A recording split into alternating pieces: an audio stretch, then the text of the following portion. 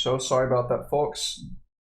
This has happened 2 shows in a row now. You think I would have learned after the first one. I am so deeply, deeply sorry. Thank you so much for the extended patience there, and the extra patience in now. Omni, what's going on, buddy? Hey everyone, let's start from the top there. I am the last Omnitech, your favorite robot American, and my intros are so pre-recorded that I basically just run the tape in my head when I'm talking to you all. Nice to see you all. Welcome to Mouse Guard: The Frontier, where we have been following the adventures of a group of mice, hedgehogs, and weasels on a grand expedition into the northern wild to find themselves a new home. Honestly, I love you all. It's been super fun so far, and I can't wait to keep going. But yeah. Let's do some shout-outs first, and each of you, I want you to shout out your name, I want you to shout out your character's name, and I want you to tell me your favorite thing that your mouse has done, or I will say, give me a quick recap, either one of those in turn, and I will award fate or other relevant rewards to you as you might need. Fate or persona.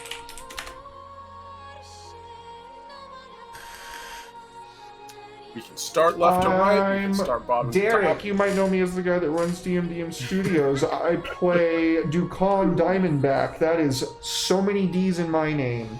I am a weasel. I'm the only weasel player character in this campaign right now. At this particular moment, I should say. There is a lot of shenanigans that we got into in the last session. If you are okay, guys are okay with me taking that, then I'll do that. Yeah. Cool. So in the previous session, I killed an eel. I killed a serpent. That was my highlight, to be quite honest with you, because I finally got to make good on my name of Snake Killer, you know, or my moniker. So let's fucking go! I killed a water snake. We have all journeyed from our respective homes to where we have gotten. We are all like kind of strangers to each other at this point. We have like a haphazard understanding of one another because we like kind of had to like work in tandem at one point for something. But we are not the closest of homies yet, if I'm not mistaken. I did make a really close homie on the last turn, or the last session, and I could remember his name yesterday when I was thinking about him, but I cannot remember his name today. He is a Hedgem, he has a gun, and he's a badass motherfucker. Yes. I think it's like Screeb or something It's like that. not fucking Scream. I was literally. I wrote it down. I'm sure I did. Last time. Oh, I'm sure I wrote it down. Yeah, please tell me you did, because Dombo. It's Dombo for No, sure. it's not Dabo. It's Jotto, the Hedgem. That was actually pretty close. It was pretty close, actually. Weirdly close on the meme, Red. I don't know what to say about that. I'm pretty good at this. You should give me another Fate point just for that. Red's meme, fate drop meme. Jotto was. Yes, I that think is his true. name was actually Thenko. No, it wasn't fucking Thenko. You returned. There's gonna be a character to every one of my campaigns from now on. You have to name someone Thenko. It's happening. I do now. It has to happen. It unfortunately has to happen. Fucking For the record, Thenko. also, this stupid sleeve joke has on. continued for so long. It is actually in my campaign notes. I have it right here. I'm looking at it. Squeeb, properly spelled, by the way. Wait, Apologies I said that name before. Yes, dude. Oh, Literally, I didn't even... when we were looking for the name of your tortoise, which, by the way, I found, the name of your tortoise actually is pretty cool. You have Bergild is the name of your tortoise. But like I put out a thing to everyone like, hey, my favorite name in the chat gets to be the tortoise name, and you put Squeeb in the chat, and 2 other people were like, Squeeb with exclamation points, and I was like, no, never fucking. asterisk on my favorite, on like the favorite name in the chat on that. So I'm just gonna have to use Squeeb at some point, you bastard. Anyway. Hell yes. So, that's very fair. Jado, I remember. So, thank you very much for that. You get yourself a choice of Fate or Persona. I'll let you call it. I don't know Let's which one you need. go. I need more Fate. I've only got 3. You got Fate. Fate. Okay. Nice. All right.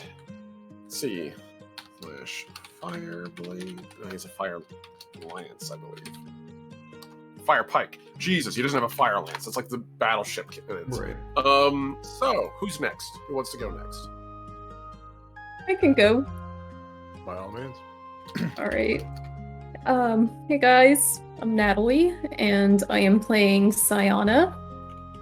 She's a feisty little mouse who is dipping her toes into the adventuring life. I would say that my favorite thing about her so far is taking a little mentee under her wing this past session, so she can impart some of her what she thinks to be grand wisdom, but you know, she's still got quite a bit to learn herself. I guess the other favorite thing would be that she's in love. Infatuated, I should say. Having met her first swashbuckling hero, she is very much enjoying her adventuring life so far. Giles, he says. Yeah, her favorite swashbuckling hero. Oh yeah, that Scottish accent really does it for her. Oh yeah, that does it for you, done it.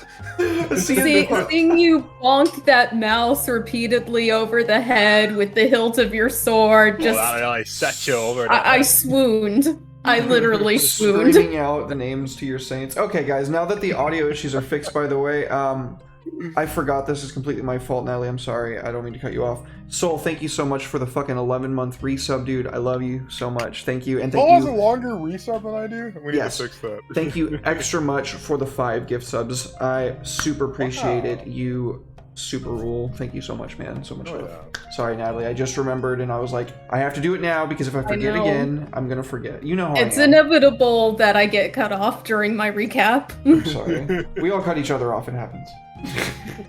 Well, I mean, that was pretty much it, so. Well, thank you very much. I love, for the record, the name of your friend is Thom. I did a lot of research before this session. I was like, I'm gonna sit. I do have that written down. I did not forget his name. Thank you. I did. Full disclosure, the last 3 sessions I've been coasting on like character names, and I keep forgetting to take proper list of notes. So today, when I was working in commissions, I casually slapped on a couple of the old VODs and watched them through, and desperately begged with my past self to just say their fucking names. And found out some of them didn't even have them. So we're going into a campaign today. Up to code. I have brought my notes up to my proper, hopefully proper coding. We'll see about that. Speaking of Red, Hey folks, I do not endorse mouse violence of any kind. I just wanted to start with that note. The 3 primary colors. I play Giles, Giles of Wolfram, or Giles the Aloof, as he's more colloquially referred to as. My favorite moment with him is when he went on mouse violence and he like started chasing somebody through the rafters of the warehouse, screaming bloody murder and quoting verses from his scriptures. And the fact I that he do not couldn't keep... condone mouse violence. Yeah. Immediately No, I introduce don't- myself. I don't condone mouse violence. Sorry. It's true. I have it's on my bumper sticker. But the fact that he kept failing his roles and he couldn't like keep up with them, but he was still terrifying them at the same time. Can you imagine just like an old man at like a retirement home, just like climbing up the walls, like running after the helpers, like, "Oh, I'll get you yet, you whippersnappers!" Jesus but with a Christ. great sword. Yeah, with a great sword and a bunch of like Bible scripture. It's horrible. God But, damn. That's my favorite moment of Giles so far. Giles has had a lot of great moments, but I feel like that's definitely like peak Giles. At right now, it'll probably get even worse or better, depending on how you look at it.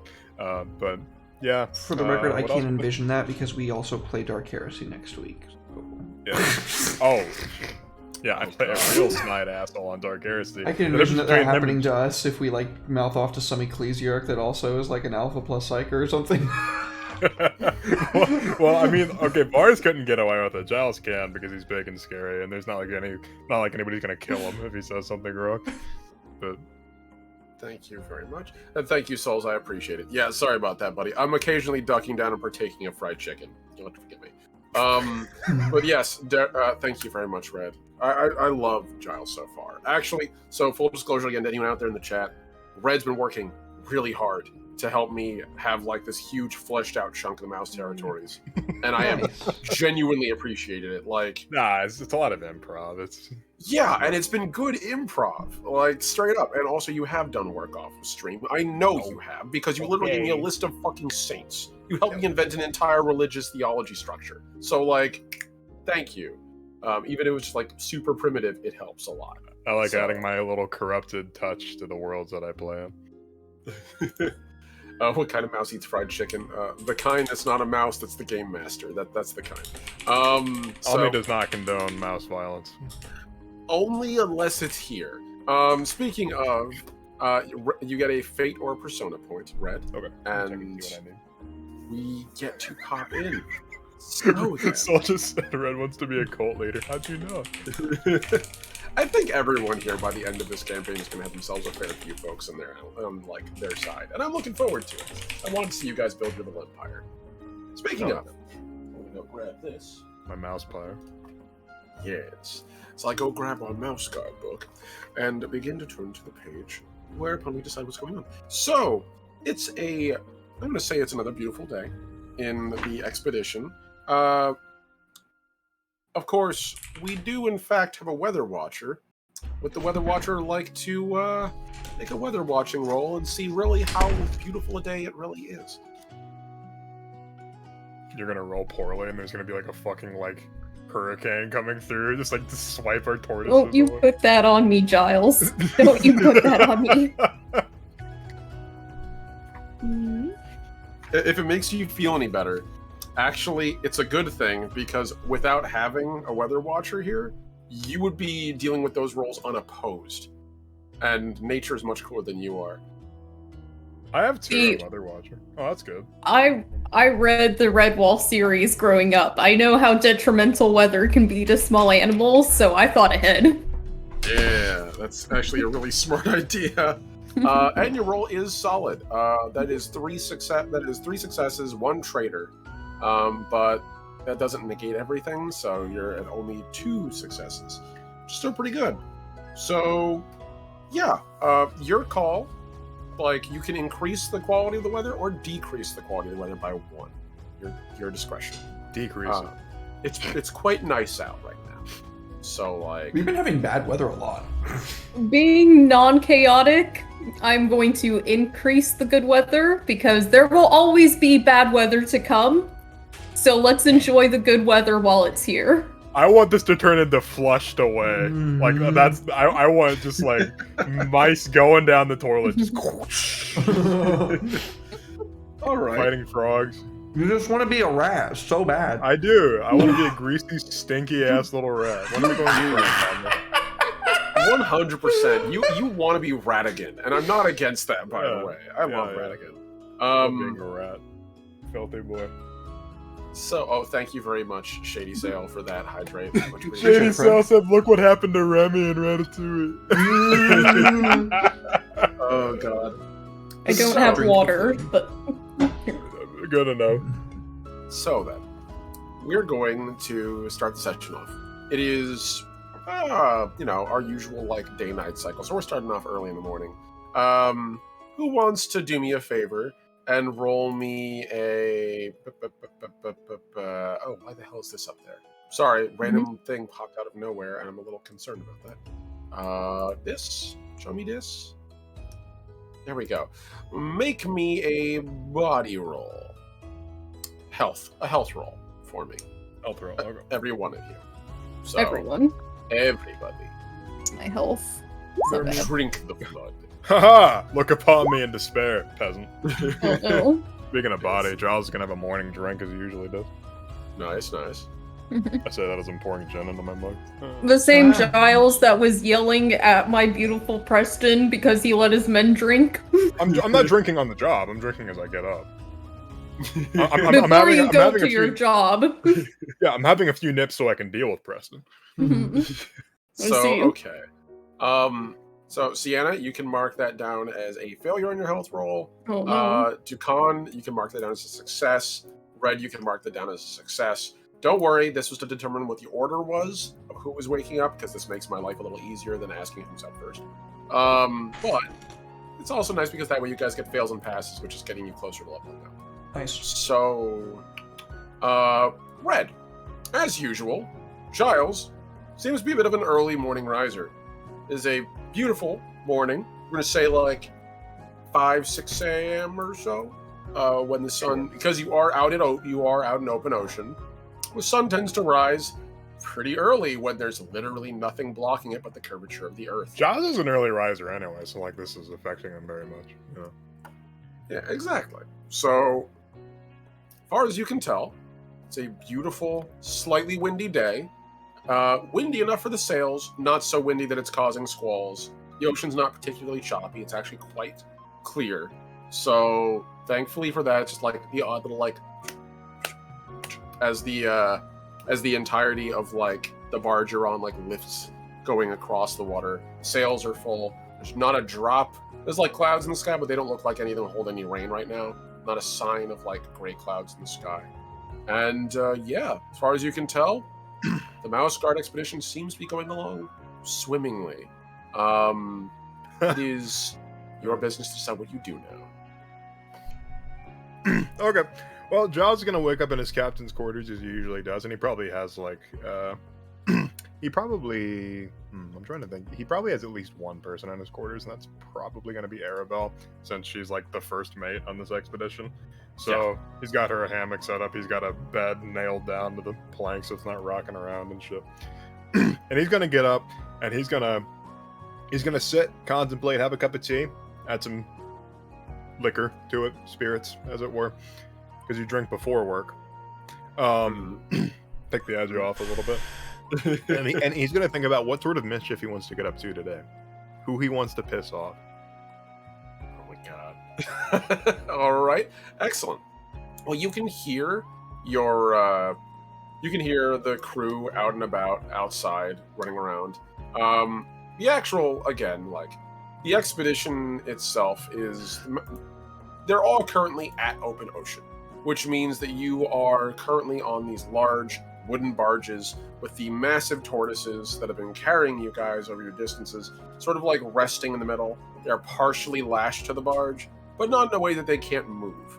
And occasionally they'll even like take the barge and like uncouple it from the tortoise to let the tortoise stand up and slightly walk a little bit so it doesn't get ulcers or anything. But right now, as far as you can tell, the tortoise that you and your crew have gotten used to, Burgild, is currently just sort of like chilling, snoozing quietly on the deck, while the crew appear to be going about their business, all starting to get to activities of the day as need be.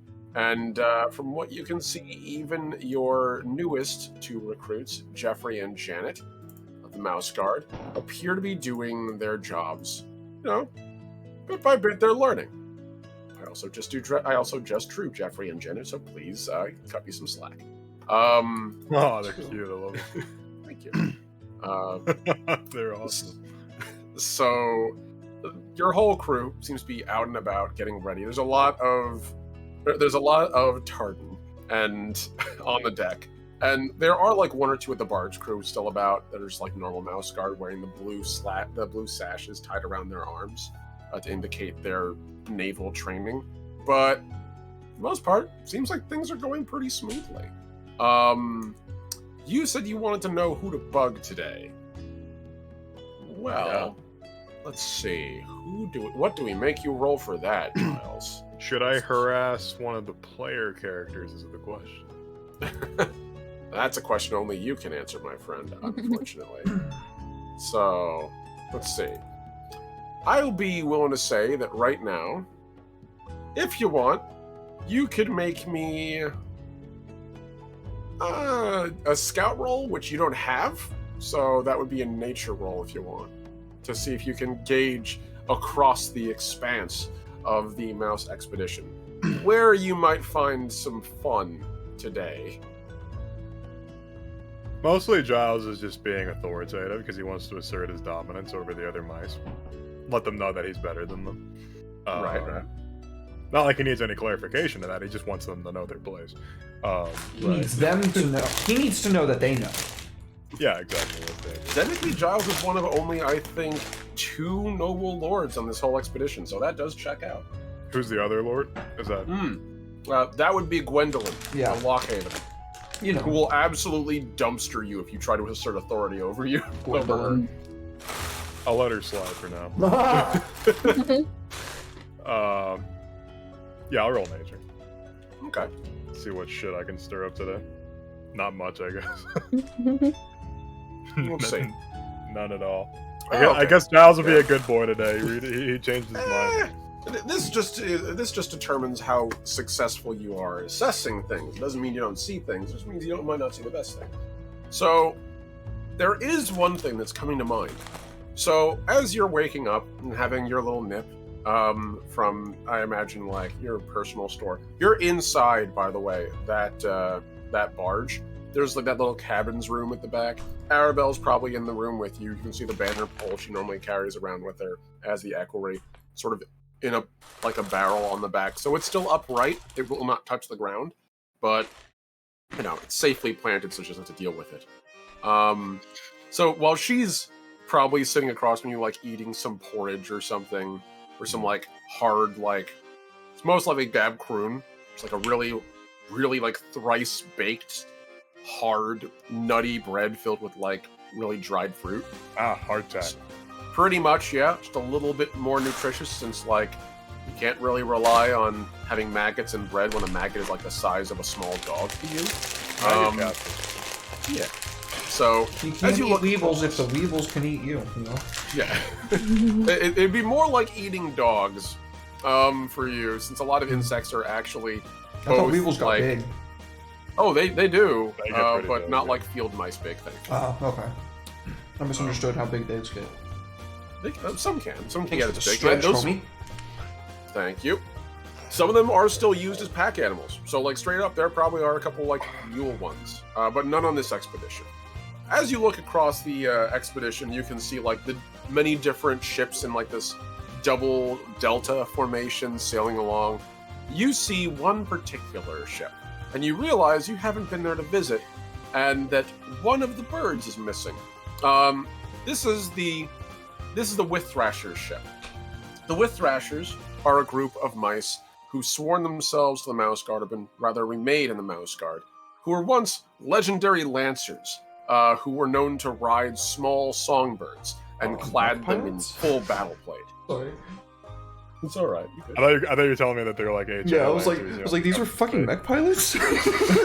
It's, under my breath, I went, did you just say fucking mech pilots? Yes, I forgot to tell you guys that the Mouse Guard have made a deal with Horus. That's So, funny. I'm a goof. but no, you're good, you're late good. 80s mecha intro, just like fucking shred guitar, like, and out of there. Just normal boats, and then Big O with mouse ears rises from the water between you all. Oh, Mouse Guard Lancer Edition. I could run that one day. That'd be It's a hilarious. Star Fox.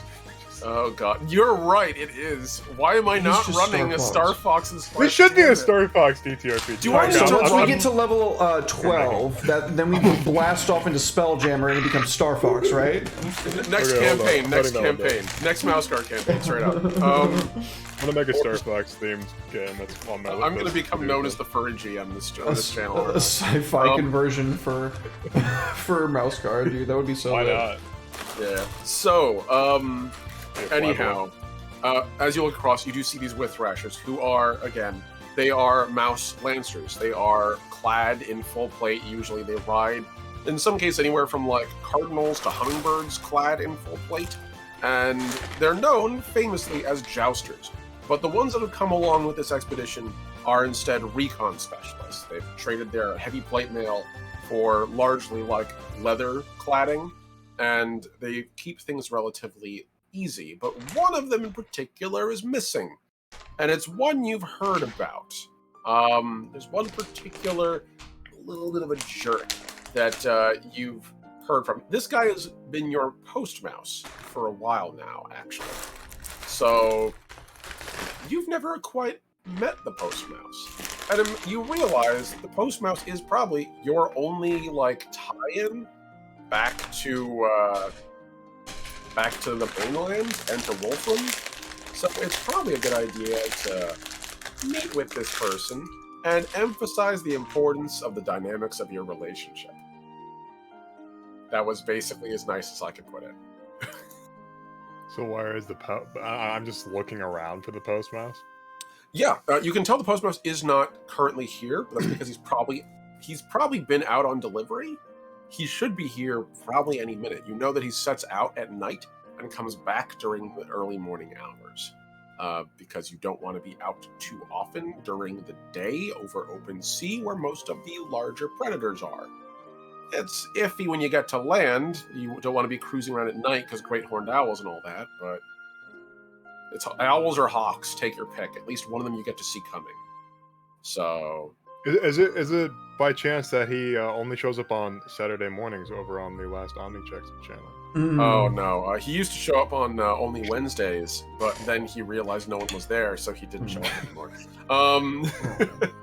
Yeah, no, it's all right, folks. One day maybe we'll see him again. I wasn't awake, so you can't blame me. No, dude, you good. But yes, I'm at work. I was there when I could be. I know, buddy. It's okay. Just do apologize. It's y'all's fault personally. You guys are to Yeah, I blame. weren't Blame supporting you. you enough. I'm sorry. You know me, plotting your downfall every step of the way. How dare you all aren't there at 2 p.m. on a You Wednesday? are a stepping stool for my mouse schemes. The shame. The shame. Give me 1 second. My cat, of course, has announced her intention to leave the room. Because we're talking about mice. That's what I was just thinking. Actually, it was like she heard the word mouse. Anyway, in 1749, Omni actually invaded the island country of Cuba. I wanted the chat to know about that. Yeah, he did a lot of horrible things. It's personally. true, I was there. Yeah, he Start personally talking built a about mice. Tower of Skulls. What's up, buddy? Hey, how you doing, man? Oh. All right. So How's Cuba this time of year? I can't tell if you're. No, don't worry. Don't worry about it. Oh, he came back and was like, I don't know if that's a joke or not. I'm It was just definitely, it was um, definitely a joke. It was definitely Okay. a joke. I've had viewers from Cuba, so yeah. Well done. Red. Anyway, Red be goofing. Nah, just goofing around, Ma- palling it up. Telling more factual, historically accurate information about you. Yeah. oh, of course, right. I forgot that whole thing where I overthrew Cuba's government and put Fidel Castro. And because I needed to 1749. Control from a distance. You're right. Well, I mean, Yeah. time travel is necessary. The Anyway, original so Bay of Pigs. Yeah, There was actually pigs in the bay. yeah. Yeah, There there was were. pigs back then. that's why we're called the Rough Riders. It's hard to get a saddle on them. So anyhow, Red, you can tell that Doran of Dorygift, who is the lead, at least as far as you can tell, the leader de facto of the With Thrashers of this group, and also the eponymous postmouse of the expedition, is not here, but he will likely be back within the next hour, give or take. And that's probably how long it's going to take for you to get across the formation, since you need to go literally across gangplank to gangplank over and over, and it's like 7 to 8 ships away. So by the time you get across every one of those and get through every single captain going, how are you doing? Handshake. It'll probably be like 30 minutes to an hour, especially if you give yourself time to eat. Giles likes giving himself plenty of time to eat. Like, don't make no mistake. Every meal is a moment to reflect for him It's fair. on all of his achievements. That also is a good question. Something I want all of you to keep in mind for your turn, which is Red. While you're reflecting at your at your breakfast table, what is your goal for the day in Mouse Guard? As I put you on the spot ruthlessly. Nodding. I know exactly what I want to do, so you didn't put me on the spot. What is it? We know. I'm gonna make a spy out of the post mouse. Ooh, hog. Okay. Interesting. So, establish a working relationship with a member of the guard, is what we're gonna like call that eponymously. But yeah, we don't know what that Sure, is. that sounds like a really like politically correct way of describing what I wanted to do, but yeah, sure. Yeah. You just tell like it is. I'm literally doing espionage. Like, Oh, it's I fine. love it. I don't mind that at all, actually, by all means. And then he'll take the fall if anybody ever gets caught for it. Oh yeah, straight out. Easy peasy. So, all right, that's excellent. So, Giles is a Say- good person. yeah. So, you can see that across from you, Arabelle is sitting there chewing in her gab croon, and she looks up from underneath her hood, which is kind of drawn against like the cold morning. The one thing about the cabin's room that sucks is that every morning when the dew point hits, there's no windows on this thing. It's an open air barge. So you can draw curtains, but the inside of the room is almost always covered in a layer of cold, wet dank, which is why you have cloaks. But that doesn't mean it's not uncomfortable. So she's drawn her cloak up pretty hard against herself, and she's sort of like warming her feet by a tiny fire that's sort of piping out of the back of the cabin. Sort of just says, "So, any big plans today, boss?" He's like using his smallest finger to like pick something out of his front two teeth. I think so. Anything I can do to help you out? Maybe. You know, I hadn't seen that post mouse around lately. I think he may be up to something. Doran? Is that his Yeah. name? Yeah, Doran of Dorigift, my lord. I did a little research before we got on the expedition. Wanted to know who we'd be working with. Doran of Dorigift. The name is intentionally alliterative, as far as I understand. Apparently, a lot of people in that region tend to do it as a quick and easy way to let folks know that they are of a locality that is of small size. Dorigift's like a really small town. It's kind of like Wolfram in that way, but it's less rugged and more dependent on trade. It's one of like 3 that are sort of situated off to the south of Lockhaven. It's, all 3 of them are in an apple orchard. So they kind of make their entire living off of trading in apple slices and seeds and husks and wood, which is really great for us. But so because they're relatively small and they have bigger competitors that do the same thing, almost every mouse from Dorigift is kind of like a bit of a salesman, sort of. So as far as I understand, Doran got his reputation because he was one of the first of the new Withrashers. After the whole war with the Regims, Gwendolyn had this whole thing where she said that what was forgotten can never be truly left behind again. And so the Withrashers, who were once just myth, she basically created a new generation of them. She commissioned a group, and Doran was the first to sign up.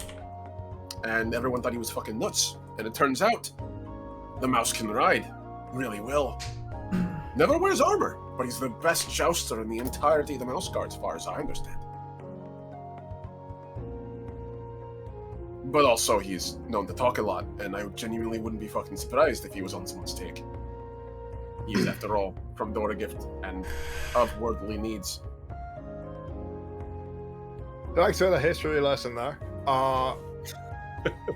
If he talks a lot, according to you, I'm afraid how much he talks. I just do my research, boss. You know, he likes to talk. I bet he ain't shite on foot. Needs a wee bird and protect him. Oh, wee bird. You need to Couldn't small say Oh, one. he had a bird. Natalie's a wee bird. I couldn't say much about that, but I do know that Zephyr did take at least one weasel eye. That I know for a fact. Oh, good for him. Ooh, big man. I'm not impressed. When he comes back around, I need to talk to him. Simple as that. All right. I can keep an eye for you unless you want to walk over to there. I think I'll walk. You got it. I'll keep the crew in line. They seem like they're doing well enough, at least at the moment. Good. You want me to save you any lunch? Nay, I think I'll be alright. But, teach a little postmaster who's boss around here. Good luck, my lord. She stands up and gives you a genuine bow like you obviously don't need it. If I was to beat up a bird, I will. He says he grabbed his sword and started heading out of his cabin. Just like... Alright. You head out onto the decks, and we're gonna go from there. And as the camera pans and the door opens and the bright sun blinds us, and we're gonna flash cut over to the next person in line, which is Dukan. Yeah. So describe to us your morning routine, if you will, on the Mouse Guard expedition. On the back of Sudney, the only tortoise willing to bear weasels at this moment. How many days has it been since I met Jado?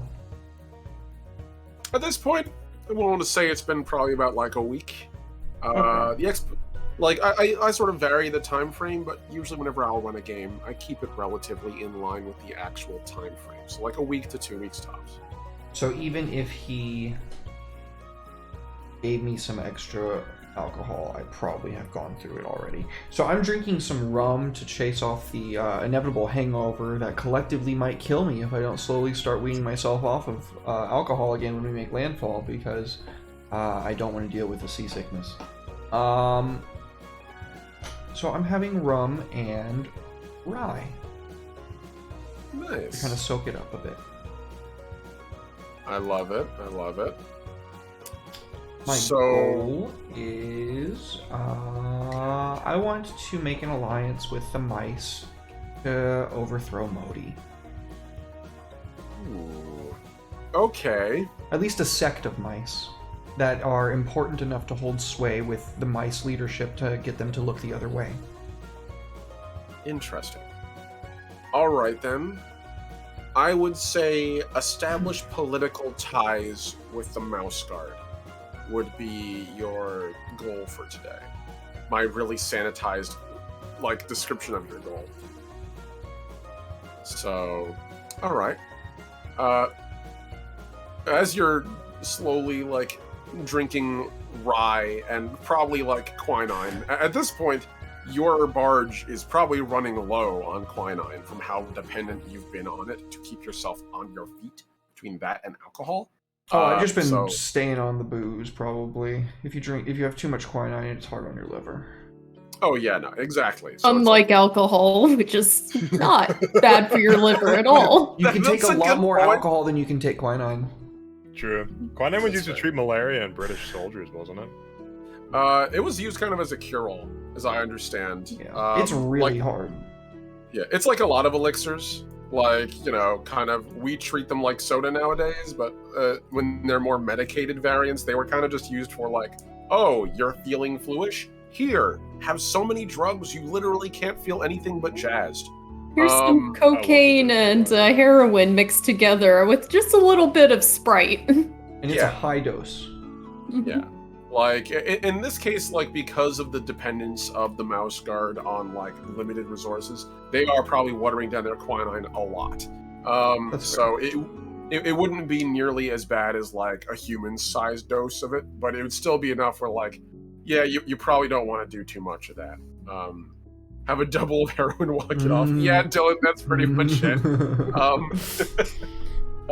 Thankfully, Legs gone, sir. Have a double of heroin and walk it off.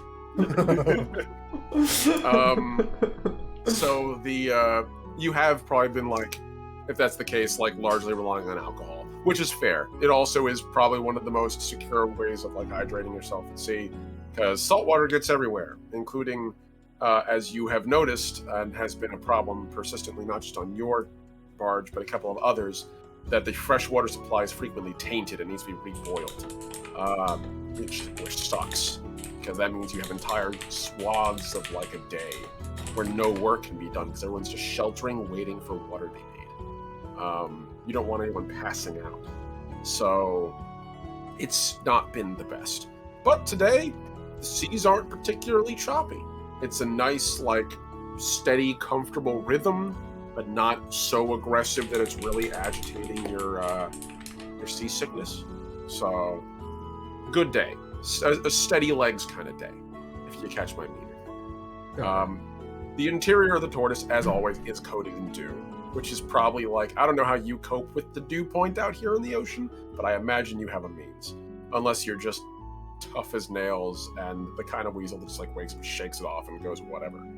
So I'm probably too fucked up from like the again collective hangover that I'm still trying desperately to stave off and staying drunk. I'm probably like looking hella schlubby right now as I like schlump out of bed, just like grab the last vestiges of my drink from last night, sip it, and like throw it down because it's like empty, like fuck, kind of like shuffle around on the inside, like walk up to like a small like basin of water and like kind of rub my eyes, looking at it, start licking my paws and like fixing myself a little, and then trying to get a little bit presentable because I'm like, it's fair. Okay, today is the day.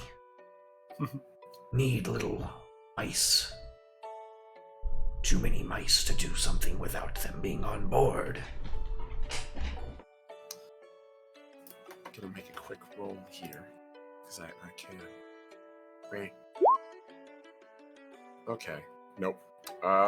Below you, as you're doing your little morning ablutions, you realize that, like, one of like the little holes where weasels can poke their heads in to say hi to each other, because your burrows are divided basically into 5 stacked burrows on top of each other on like a vague wedge kind of shape. With you sharing one with your sister in like a big tube, and the one below like a tube. Then you realize, like, oh dude, if this guy's awake, he might hear it. And then like you just hear like this deep, throaty, gargly snore coming from below. Almost as loud as Modi above, who is even deeper, like a bass reverb kind of like snore going on above. You know when Modi is asleep. And thankfully the ones below you are also probably unconscious. And one of the other 2 stooges is probably outside on guard duty right now. So you have the room to yourself, as far as you're aware. The water is lukewarm, as it tends to be. Even this deep inside the tortoise, it's on a creature with body heat. Can't really keep anything cold in the tortoise. But you manage to splash yourself up. Feels a little better. You feel a little better. Between that and the dew point on you, you're kind of like, it's a good thing almost. If you were less sober, it would probably be a bothersome thing. But it actually helps you wake up every morning. So you kind of just like coast with it. A little bit of a steam bath going on. Yeah. Outside you can hear mice and deep hedgeham sort of like engaging in conversation. Occasionally you'll hear Sedne's deep rumbly growling sound, the thing that passes for her language, as far as you're aware. And occasionally a mouse doing a squeaky imitation back. So the weasels are asleep, but the rest of the crew are all awake and active. So it takes me probably like 15 minutes to get my shit together well enough to like finally face the daylight and like like trying desperately to shine away from it. It is painfully bright to your immediate left when you get out. You guys are sailing northward, so like it'd be bright. Yeah, I'm desperately trying to like keep the sun out of my eyes as I'm like getting a lay of the land, as it were, and after finding myself a little something to scarf down and a little hardtack, I guess, to scarf. No, I want meat. You still have a lot of that smoked eel left. Like, they gave you pretty much like a large chunk of the body, and even weeks later, you're still finding like chunks of smoked eel around your room. That's lit. There's I that definitely much. eat that. I'm definitely eating like a big a piece of eel that's as long as my body. It's probably just like a long thin strip, and I'm just like taking little tears off it, kind of like fruit by the foot. You're really snapping into a Slim Jim as big as you, and I love this.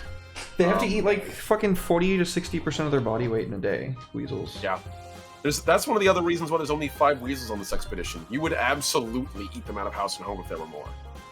Straight up. Yeah. So, when you're in the wild and on the ground, it's a little easier to manage, but out at open sea, those rations go quick. So, yeah, you step outside, you got this giant thing of jerky, almost like a ream of cloth behind you as you're nibbling on it, eating Probably it. just like haphazardly trailing behind me. Oh yeah, straight up. Like you and your adorable weasel-like hands just kind of like on your back feet pulling this thing along. You can see that the mice are in fact out and about doing their business. There's a number of blue bandanaed mice or blue like cloth armed mice managing the actual expedition barge itself. And a couple of them give you like nods. Almost all the mice who work on this barge are used to the weasels at this point. It's kind of like a tacit understanding of cooperation. And there's a certain point where it's like the historic rage on between mice just fades into the background of daily work. It's just Right. not worth holding a grudge. Yeah. Plus, I got like food for probably at least every mice to have one meal. I imagine it was a big fuck off eel. Oh, absolutely. Like the expedition ate eel for like 2 days. Like that was pretty significant. There's still probably a couple of them that are enjoying some of their like eel jerky right now. It's probably the one that like nodded to you is our friendly hook hand mouse who you encountered more than once. So like just eating the jerky off his hook. Oh, the one that fucking stalked me last session. Yeah, you do like make me. This is going to be interesting. I wonder if you even have that skill set, if I'm being real with you. Mice hook, hand hook, car door. Mr. Mouseman. Mouse me a man. I'm going to want you to make me a scout roll for this. Seems fair. Or weasel nature, whichever one you'd like. Bear in mind, weasel nature can fail, and if that's the case, it temporarily decreases. So... Fuck! It goes down. Oh my. Yeah, that mouse does seem to be around a lot, doesn't he? Yeah. That's all you really get off of that. Yeah, that's probably you're on the same boat. There's only so many mice you can run into. It's fine. It's totally normal. What's the reroll? Is the fate the reroll or is a persona the reroll? As I recall, it is the fate gives you extra dice you can throw in, basically. So yeah, because persona lets you. I believe it's persona that lets you turn your dice into exploding sixes if you succeed on that. So okay. yeah. In that case, I think to my little Weasley self, don't know many mice. Small one with bear thimble or something. Other one with long sword.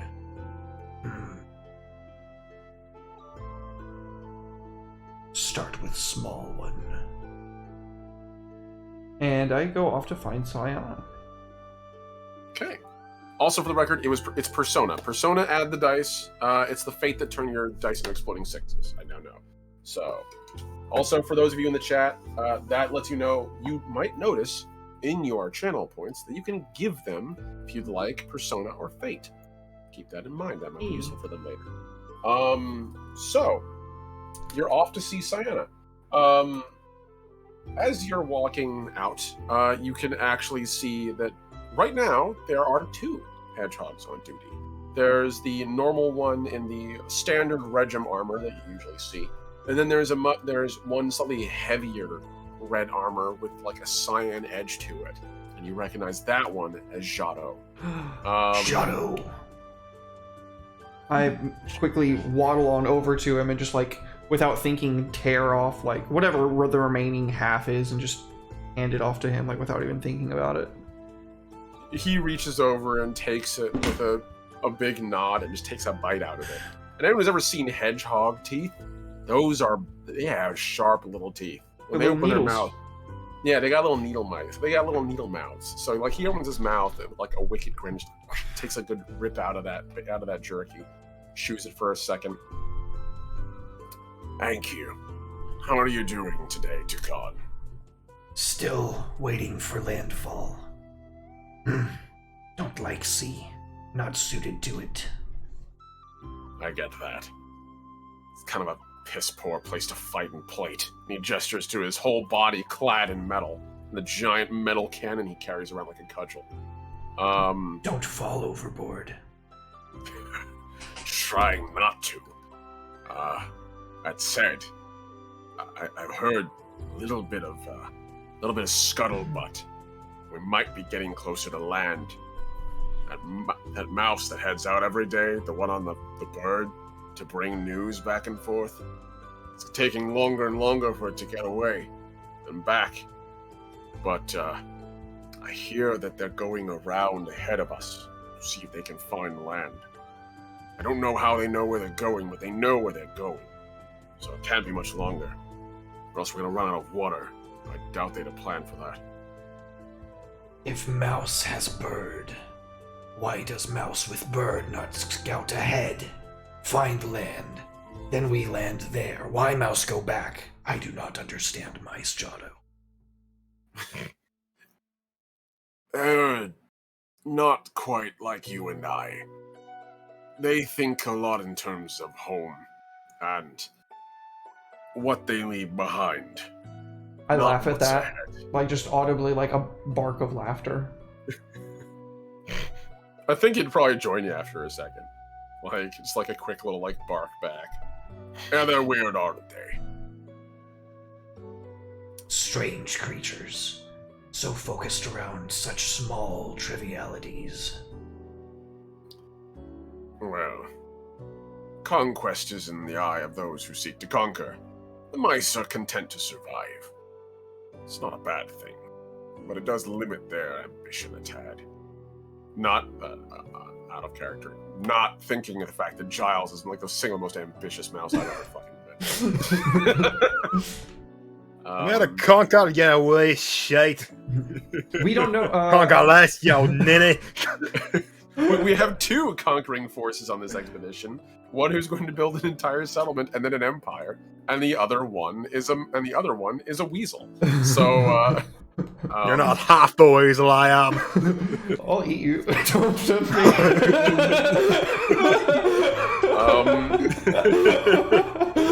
So Giotto kind of like gestures to the gangplank that's being laid out because he's sort of read the writing on the wall. You're clearly going out for the day. Just be careful out there, and I'll keep an eye on the missus. He gestures back towards the topmost hole on the tortoise, where you can still hear the deep, echoing reverberations of a snore. The funny thing is, the burrows, as they are, almost amplify sound of a certain volume. Below it, they dampen it pretty well. But after a certain threshold, it's just a megaphone. So Right. her snoring is even louder out here, if that's possible. Yeah. I with a look to Modi's chamber, I like just kind of raise my tankard and then like take a sip and turn on my heel and start heading out to find the small one. All right. Speaking of the small one, we're going to smash cut to you then. So, what is Sienna's morning looking like today? How are you doing over there? I imagine that she would get up relatively early so she can help prepare some of the food items, since she is familiar with those types of tasks, having worked in a bakery. Very fair, very fair. Okay, yeah. There is like... So every single mouse tortoise has sort of like a task or two that it's designed to handle. Some are just for carrying passengers, others are for more like hauling gear. For the most part, Garo is for hauling gear. However, there is a little section on the main deck of the tortoise where it's sort of like the area, that second floor I was showing you guys last time, where it's sort of a common area. And in the mornings, they do sort of clear the place out, put like a solid, like flat top rock there that you can easily heat up and use as a griddle or a grill. And so you have like the ability to cook there if you'd like. I imagine some of the other mice might help you get something going, even if it's just bread, or like to de-stale some of the bread that they have. Gabcroon is, it holds quite well, but it also is basically a form of stone by the time you get to eating it. So, yeah, like anything to make it a little more edible, like adding it into water or a soup, usually is helpful. Do seals have egg sacs? Like fish have egg sacs? Do what? Eels have like those. I don't think we as people actually know how eels reproduce. I don't know if that's true or not, though. That might be Well, a they're myth. fish, right? They're They're not similar- actually snakes. They just look like snakes. They're in the fish Yeah. genus. I just wanted to see if there was a possibility there's like something like that Siona could use to help whip up breakfast. Well, I can't speak for Eel Row. I'm not sure that's a thing you guys would have access to, but I absolutely think you guys would have access to, I'd say, like, some form of fish roe. Like, so you would have fish eggs. Okay. That probably would be a thing. You guys probably picked a huge amount of it at Port Sumac. That shit is salted beyond belief and will hold pretty well over transit. So, yeah, you guys probably have a large amount of salmon roe and probably even, like, frog eggs that you guys can use. Okay. It's really more like spawn, but like pre-tadpole. They start When salting they're it. still in the little. Yeah, they circle basically thing. salt the crap out of it and put in like a really strong saline solution. Kills the young, keeps them from growing, but it keeps it preserved. So pickle it. They basically pickle it. So yeah, Well. you could be using that right now to cook if you like. As a mouse, I'm sure that's tasty, but as a human, I'm just like, that sounds disgusting. Pickled fish eggs? I mean... Not the fish egg, the tadpoles. Like, I don't know why thinking about eating tadpole eggs, I'm just like, They're probably squishy. don't like. They're like fruit gushers, you know? Oh Yeah. no, Like don't burst put that between in your your teeth. I mean, you have seen the other. You've definitely been seeing weasels like crunching on tadpoles for at least a week. So, Eat 'em yeah, like no, raisin. very squish. I think Sienna will forego the tadpoles and she will toast up some of the stale bread and then top it with a mixture of roe and some other little herbs and spices that she found around. Okay, that's very fair. I like that. So, yeah, you start getting breakfast going, and very quickly, the other mice who are awake on this shift, which would include Cedric and at least 3 others, including Thom, who has woken up to help with this sort of cycle. They immediately all start bustling about, some working on the outside, others sort of help you start cooking. I think it would be Thom and Cedric who are probably helping you cook at the moment. So you can see Cedric of Spruce Tuck's like pretty, like kind of almost Robin's egg blue cloak sort of come down from the top as he's hauling on like a small rope over his shoulder, a satchel which is filled with like all the Gabcroon that's been allotted to you as rations. He probably hands it over to Thom, who takes a sharp knife and chops it through. It takes a little more like elbow to cut through that crunch, but you know, they managed to get a couple of good chunks of it and start sort of like passing it over to you. You can sort of like cook it a little bit. You can use the jelly, like a little bit, like the gelatinous core with some of the fish roe to sort of like make almost like a fat or like a lard kind of layer you can cook it on. And then you can just sort of like top it with that. Because again, like to a person, like fish roe is like obscenely small. To a mouse, it's like the size of a lime or a lemon. So like, that's probably like 1 or 2 actual fish eggs on each piece of bread. Yeah, pretty much. Like, and that's probably using one of them solely as just like a food loop, if we're being real. So, as you're cooking this up, sort of Cedric walks over next to you and like begins sort of like taking the bread you're making, like divvying it out to the crew that are awake outside, and he just says, So then, any big plans for today, Sienna? As I ask you in character and as a GM, what your goals are for today. See, I've been trying to think this whole time what I want my goals to be, and I'm kind of blanking on one for this session. Okay. Roll I domination. guess, just continue to teach Tom for the time being, you know. Okay. That's fair. You can continue to mentor a Tenderpaw. I think that's fair. You can write that down. No problem. I also want to let you guys know, if you guys ever do fully blank on an idea and you just don't have anything, that is okay. You can run a session without a goal. It just means you will not be getting a persona point at the end for that. You'll be getting whatever you get for completing the session. So yeah. As Cedric sort of turns to look over to Thom.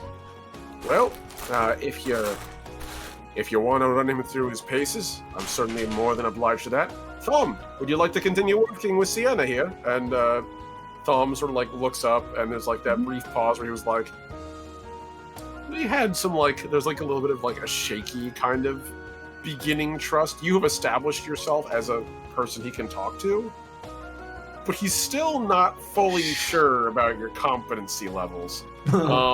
Meanwhile, Sienna's like, yeah, come on, let's go.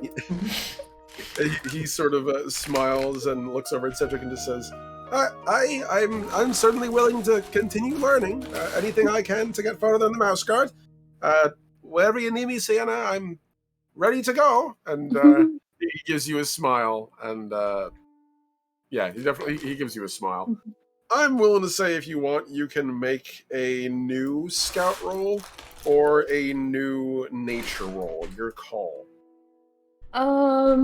This is if you care enough to try to see if you want to reassess what his opinion is of you today. Or if you believe yourself so certain in the past. I'm more than willing to let you do that too. Believe in yourself. Let's go. I only have a 1, but I'm feeling confident. I'm gonna do a scout roll. Oh no. Okay. Very fair. I'm feeling confident too. Well, that's another fail in that. So Yeah. check that failure. It's not a bad thing. You're getting closer and closer towards another level up. You're actually getting pretty close, actually, as I last checked. So good on you. Yeah. He's clearly psyched to work with you today. 100%. No misgivings at all. That's The guy is he's on board. Hell He's yeah. here. He's ready to learn. All right. So, breakfast goes pretty quickly, I figure, like, as you guys are handing out food. The Gabcroon is edible. In fact, actually, you know what? No, I'm not going to assume that. I want you to roll for me. You have Baker, I believe, don't you? Hey, Yeah. I do have Baker. It's not as much as I thought, but That's fair. Make me a Baker roll. Make me a cake, Baker. it's either not Baker or Sienna's day. Actually, this would be more of cook because I didn't technically bake the bread. So Okay. its staleness is not my fault. That's fair. Yeah, make me a cook roll. Okay. Because it's shit doesn't mean it's my fault. I will use a you said it was persona to reroll? Persona to add dice. So it's 1 persona point per die added. Okay. You have a fair few. You have 6. You got plenty to spare.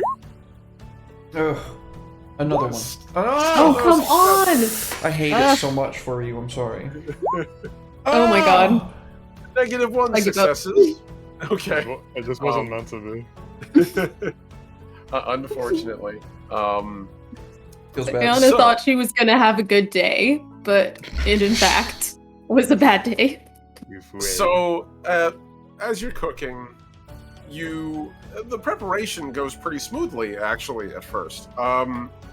And things look like they're going to be okay until you realize about halfway through the cooking that, like, you didn't really look at the ingredients well enough beforehand. You didn't really, like, double check your ingredients when you were using them. and some of the eggs have gone off a little bit. Not a lot, but like a little bit. The thing is, like, the roe normally handles up pretty well when it's pickled, but if it's cracked or there's like a breach in the outer gooey bit to the core, it can rot inward. Yeah. And so, like, there's a couple that might have like a couple of black spots on them that may or may not be so edible, but Is it visible? it's hard to, like, you have to look closely. Like, to anyone else, it could look like a speckling thing. You're enough of a good, like, cook to know to look. You just didn't think because you were tired earlier. And when you're biting into the thing later, besides the fact that the gab croon is just rock hard, there's like very little you can do about that. You can add as much lard or water to it as you like. That is less bread and more stone at this point. It is timber, not food.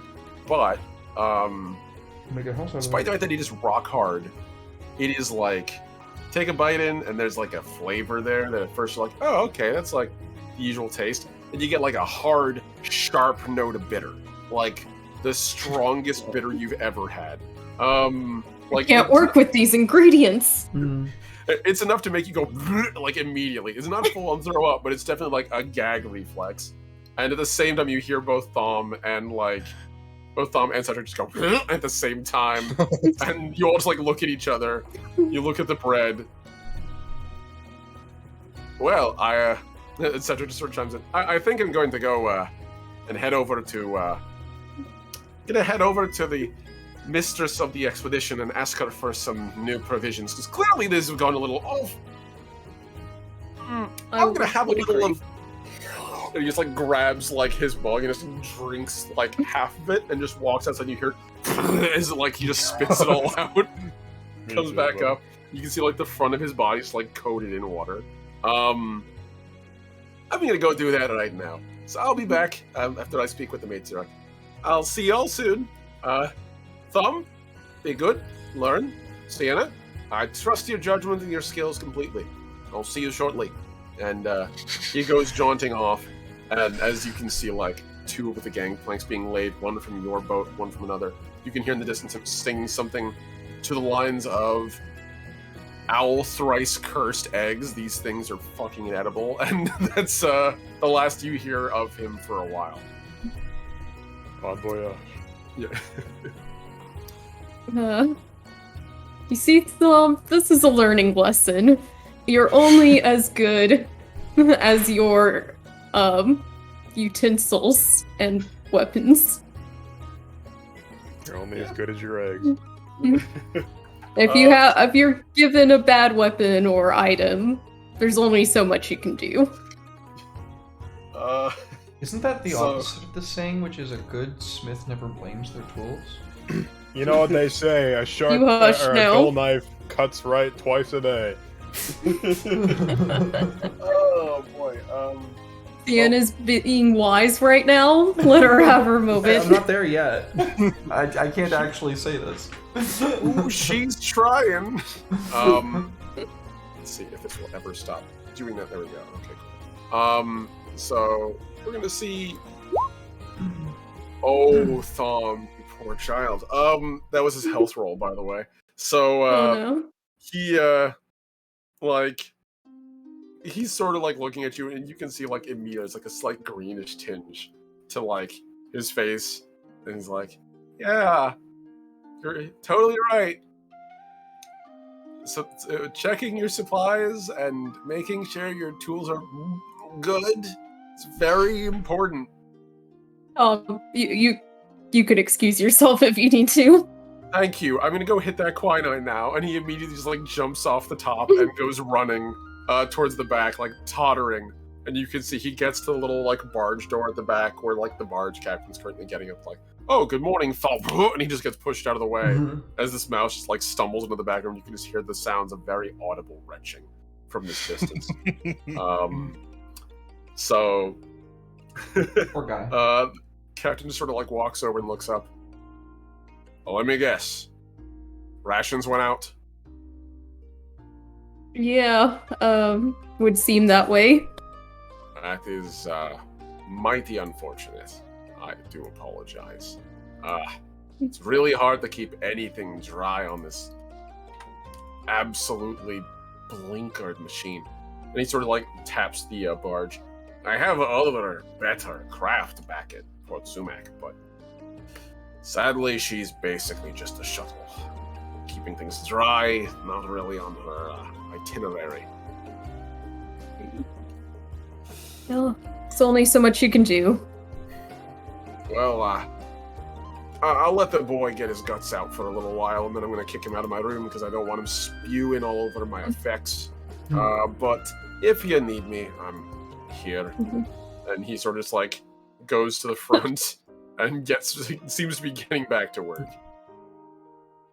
So, I'm just going to ask, we are an hour 30 in. Does anyone need a break? I think we're a lot less than an hour 30 in because we started stream like 20 minutes. Oh, that's before right, we- yeah. Because we're only an hour in, aren't we? Yeah. All right. Yeah, okay, I'm good with that then. We can keep powering on. So, we're going to swap back over to Giles. Giles, Yes. as you're harassing walking... the mailman. Yeah. So, as you're walking across the expedition, it takes you like about, give or take 50 minutes to clear every boat. Every boat itself isn't that hard, but like, there is a certain point where like, you get on board one of these barges. The mouse on deck immediately announces your presence because you are in fact nobility. And they sort of like ask what you want, and you let them know, I just want to pass. And they run their gangplank over the other side and lay it down. You go to the next boat, and the next crier announces your arrival. This repeats ad nauseum, and sometimes a captain or a particular patrol mouse might walk over and go like, "Oh, hey, you're that guy who helped save the expedition on that first day. That was really cool." You do have observation. yeah, like you do have like a bit of a reputation now as being like the guy who has kind of proven his mettle a little bit. Like you fought down the story of you fighting down a couple of at least you and the other members of your patrol, including Dukan, having fought down 2 bandits who were apparently skilled enough to steal something from under the Mouse Guard's notice, like under the matriarch's nose. It's pretty impressive. Combine that with the fact that you literally arrived with a tornado during a flash flood to save everyone's life. Yeah, you kind of made an impression, buddy. Unfortunately, some days it's a pain in the ass. Today is one of those days. As long as everybody thinks I'm cool and awesome, that's all that matters, truly. You do have your reputation currently is in cool territory for sure. Hell yeah, my cool score is at least a 7 right now. Yeah, I'd say that's about like 6. Pretty good number. Yeah, it's pretty spicy. So eventually, if you swing your legs wide with each step. So as you eventually do get through the expedition, you do finally reach the Withthrasher's barge. Unlike most tortoises, where they just have like that same sort of 2-tiered structure, where you have like, or really 3-tiered, but you have like the lower step on the side of the tortoise's shell. You have the next step up, which is like the ground level where most of the mice operate out of, and then a little raised like watch location where the mice both sleep in the hammocks and also keep watch from. This one is built a little differently. It has the lower 2 sections pretty much intact, but the entire upper floor is gone, replaced by what almost seems like an artificial nest that's been kind of made up. You can see like it's almost like a barn roof, but it's designed to be slightly more encompassing. There is a torch, it's just further forward, away and out of the way of the nest so it doesn't blow into the kindling. And in it, you can see there's 3 little divots, egg-shaped divots, of which there are 2 pretty or like bright, like reddish-brown finches sitting in them. All of them clad in leather, kind of like peeping at one another back and forth, making like the little high-pitched squeak that they do. And a couple of mice on the deck who are all clad in like leather armor. And they're not wearing cloaks, actually. It's weird. Most of the time, you see most Mouse Guard wearing cloaks, but these in particular seem to just have, like, a small scarf that seems to be the equivalent of their cloak. They do have a cloak pin on it, and they clearly are mouse guard, but it's cut down, probably because you don't want them to get caught while you're flying. Sure. And this boat does not announce your presence. You get on board, and they just pull back the gangplank and go right back to working. And in the distance, you can hear a crier along another part of the expedition say, "The post mouse returns!" And in the distance, you can see a pair of wings getting larger, as clearly your arrival is pretty well timed. Excellent. Giles' timing is always just impeccable. He's gonna go find the landing zone and wait there, very stoically, not going to say anything to anyone. He's just waiting there. He's on his own little mission. Okay. You see a couple other mice on the deck, and of them, you can see two in particular are like their leather armor is more complex. They actually have like a little metal helmet on top, sort of like swoops forward like a bird's head, and behind you can see this very fancy little plume, clearly from one of the two wrens. There's only two of them, and they both kind of give you like this look, not quite a challenge, but it's definitely like a "we don't like strangers around these parts" kind of look. It's definitely a "who are you and why are you here" kind of thing, but they're not addressing it. That's not a thing they feel like dealing with. And eventually, you do see Doran of Dorygift land. The landing zone itself is the nest, so like your best place to stand would be like right underneath it, right on like basically right below the tortoise, where its little tail is sort of like flapping back and forth with time, slowly moving from side to side as it rocks and stretches its legs. So yeah, eventually Doran of Dorygift touches down, and if I can get this to properly load in, one day I'll get this to work immediately. Yeah, there we go. So, you can see on the farthest right, in a sky blue cloak with a tiny little like cloth hat, and a large feather poking out, a wren feather.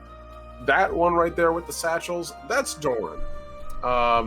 And he lands his bird with almost like there's really no like approach. It's a sail, comes in low, and then just lands, and the bird just lets his wings stall out and just lands on top of the little perch, sort of shakes itself, nestles down, and Doran just hops down from the saddle and basically falls like the half story down to the ground with a thump. And then looks over the deck and notices you. Raises an eyebrow.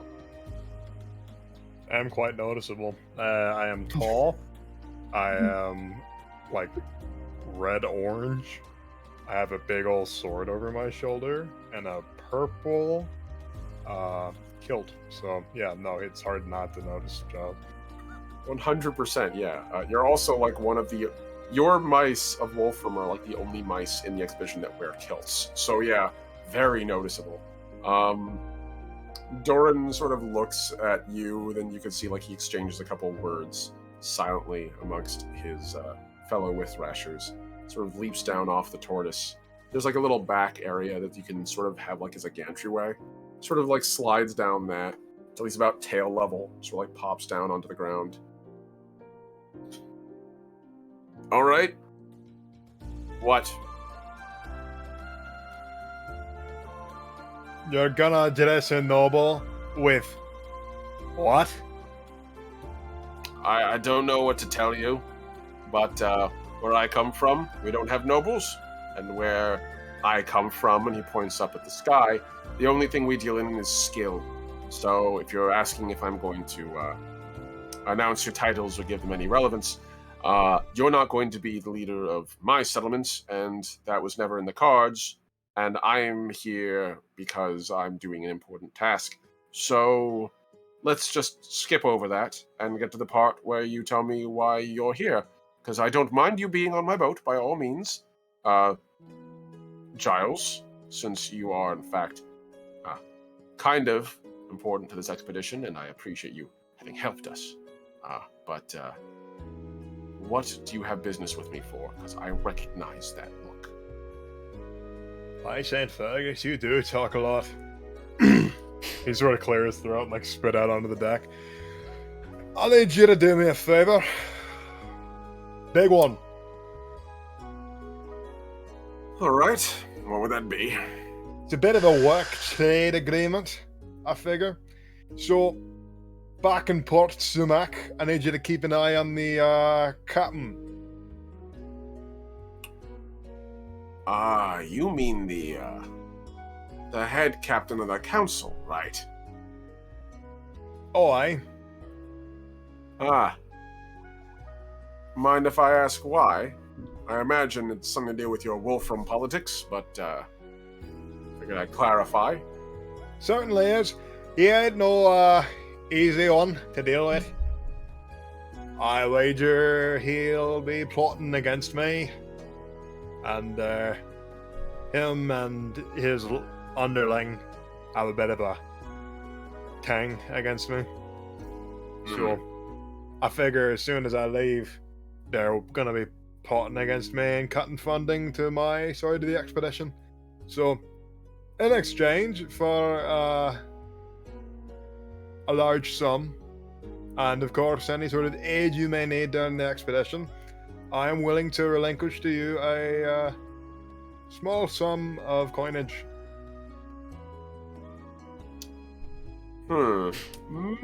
This is going to be interesting.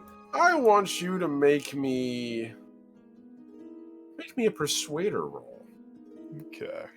Persuader is something I'm working on. Because I don't have a single rank in it.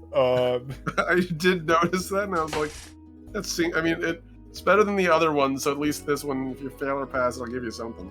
So... Could I use leader to add an extra die to this? That's fair. That is that's a complex social thing you're trying to do, so I can see that. By all means. Add that in. 2d6. Come on, give me a 5. Well, you gave me a 5. I can't complain. Damn. I need to add another one to that. So I'll use... I can use Persona to reroll. Don't fail. Persona adds dice. Yeah. Okay. So you just one die at a time. Give me. Okay. Yay. That's better. Yeah, that's pretty good. And I'm gonna roll in the open here because I do my best to deliver. The channel's been cursed with poor rolls lately, homie. I know, buddy. I know. Everybody's been rolling really bad lately. Yeah, me too. There you go. Nice. So, you can chalk that up as a success, by the way. So you're getting there, buddy. Get my first rank in Persuader yet. So Doran sort of like gives you a look up and down, and like as you're kind of like standing opposite each other, you're getting the very real sensation that you and Doran are weirdly two of a kind.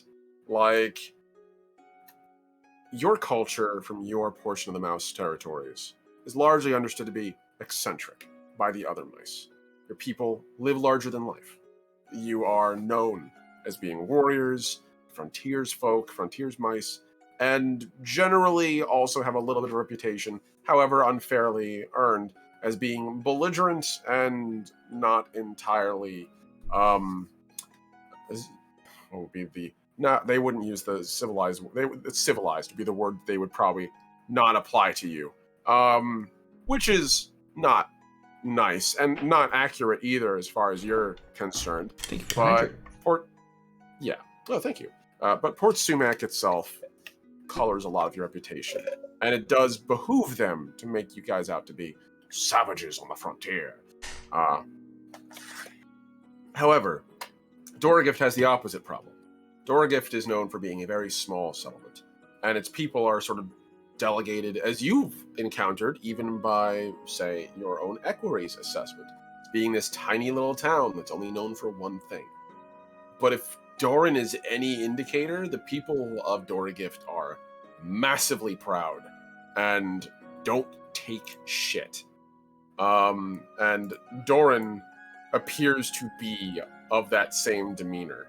He's, in fact, as far as you can tell, one of the few mice in this whole expedition who has seen fit to modify the Mouse Guard uniform into something that is more localized, which is kind of weird. Most mice don't do that. It's largely seen as sort of like a faux pas. So, in that way, I mean, I did the same thing, so exactly. Like, yeah, no. It says something. So, Doran like levels his eyes across at you, and sort of goes like, Is Doran tall?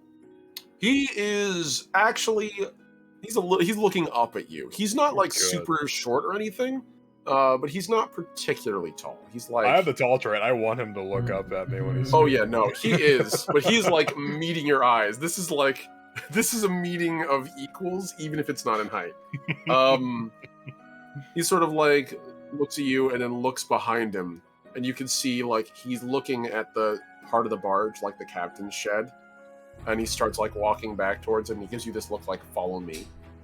And as he walks back there, the mouse captain pops his head out and is like, yes, what can I do for you? And Doran says, out, we need the room. And he just goes, yes, of course, Doran.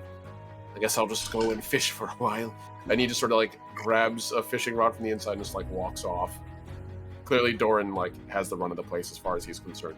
So he opens the door, and there's a table inside. It's pretty neat. It's almost as neat as yours. The interior is filled with leather and like saddling equipment. You can see like there's even a small like section for like a tiny anvil and a little like coal bowl that you can pull out that can be used to sort of like do improv kind of blacksmithing as necessary. And it's all been like pushed in the corner, pretty much dominating the captain's sleeping space. And on the table is a massive map of the Mouse territories and a large stretch beyond in just like plain parchment that you can see is being continuously inked out. Still a large chunk of it that's not been filled, but like you can see that they are expanding the map every day. So he sort of like looks at the door to make sure no mouse is coming in, and then looks directly at you and says, all right, look, I'll be straight with you. I know what it's like for your settlement to be treated like shit. I'm not particularly keen for that. However, my services can't be seen to be for sale. And I'm not particularly on board with being anyone's lackey. So here's how this is going to work. I won't be contracted. However, we'll be negotiated with. Doragift is hoping to create a new settlement. And this new expedition, this new place, might actually be able to get a little bit of respect, being one of the first settlers. So if Wolfram and Doragift can meet as equals, and maybe even, say, military allies, and he sort of like lets his eyes drift out the window, and you can see in the distance the Weasel barge. You and I have a deal.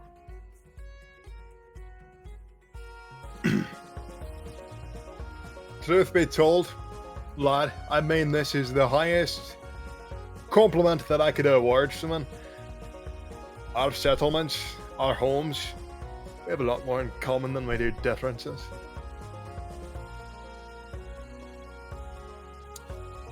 You're not wrong. So hand your flipper for a shake. He'd hold out his paw. He'd grin, grab it with a firm, like, and he's got a firm grip. This guy's got a grip that'll hold him on at like 1,500 feet above sea level. So like, yeah, no, he's definitely got a strong grip. He might be smaller compared to you, but like, I'm just gonna say, based on like a quick stat assessment, this guy's got a body of 6. Like, he is ripped Jesus. for a mouse. Yeah, he is pretty ripped for him now, especially for his size. Damn. Yeah. So he gives you a firm grip and just says, glad we can see eye to eye. Well then, I guess I can let you know, since we're in business then. First off, the captain, he is planning to short you all. Pretty quickly, actually. However, Gwendolyn has him under her thumb. See, she heard about your little deal, She rather likes the fact that she doesn't have to pay quite as much. The expedition's limited resources. She rather likes any assistance she can get. The captain might turn his nose up at you. Turns his nose up against Gwendolyn. He's going to have the guard back in the territories to deal with. Port Sumac depends on those patrols to keep Port Sumac safe. So, I can tell you he can't do it the old-fashioned way, but he might try to derail resources. I'll keep an eye out, best I can. Make sure it doesn't happen. You see, my good man, I actually have a bit of a, what do you call it, a backup plan. There's a fancier word for it, but I'll save that for the books. He'd reach under his arm and pull out a scroll. This here could put that captain tits up. Has all of his records of sale and all of his corruption written on it. You just give it to one of the captains that don't like him very much. Be an all-out war in Port Sumac. Often benefit of us. Because all we got to do for this information is say, give us about tenfold what we're getting now, and then you can have this. Oh, and he has like this big, wicked grin on his face. I love that. Oh, I love that. Nothing makes me smile better than seeing a bigger settlement held up by the legs, shaken when they need to be. I like this. Oh, Giles, I'm going to enjoy this partnership immensely. All right. I'm a bit off already, but, I think that this will go, I'm just a bit ashamed and saddened that I won't get to witness this firsthand. But I'm sure your harrowing tales of the situation will be enough for me. Oh, absolutely. And he takes a look at the tube. So, being perfectly honest, keep it for this one. But I do have something else that I'm willing to share with you. So, you won't get to see the captains. What if I told you a certain, say, I don't know, Ossian the Lesser might be outboard for the new territories once you make landfall. No, that little naked ball bag. Yeah, the captain wants to see his investment protected, so he's going to send Ossian out as soon as the first boat gets back. That's what I hear anyhow. The only investment he's gonna get is the payoff of being killed. I wouldn't want that little shite running around the territory. Yes, well, unfortunately, Port Sumac does have some investment in the barges, and also has some investment in a little bit of the settlements. Not in yours, but there is talk about them establishing a new port city. So, you may have to deal with their like again. But on the good news, be a great way to see him squirm a little bit. I suppose, like a wee tick can't get rid of them, the bloodsucker. You tend to stick around, my friend. That's how it goes.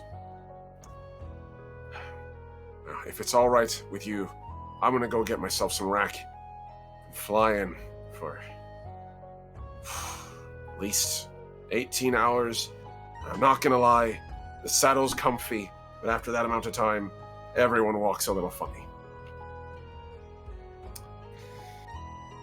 Well, fourth hence, he'll hold out the scroll again. Keep this with you, because you never know when you're going to need it. I'm relinquishing this to you because I trust you to know what to do with it. He takes it and he puts it into the satchel. One of his, he's got 4 satchels on it. Satchel. He's got satchels on satchels on satchels. So many loaded satchels. He's even got straps of belts that are clearly made for heavier cargo. And now you realize why he doesn't wear armor. Because the weight that would normally go towards wearing armor, he uses almost entirely as a pack mule. This guy's basically, where everyone else out here is playing D&D, he's basically out here playing Death Stranding, carrying shit back and forth on bird. So he is, he takes that and sticks that in one of the pouches and lashes it up and locks it. And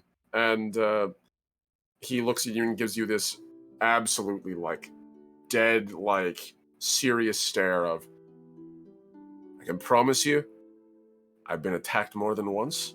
I've even been almost murdered doing my job. At least a couple times. I've never lost a package. I will not lose this. You have my word, Giles. It's in good, safe hands. I trust you, Boyle. Good luck. Thank you, friend. And with that, we're going to close that scene. Derek, we have been going for about an hour and a half. Did I'm you ready guys for a need- break if you guys are. Okay, sure, boss. All right, don't go anywhere, folks. We're going to take a quick 5 to 10, and we will be right back with more Frontier Mouse Guard.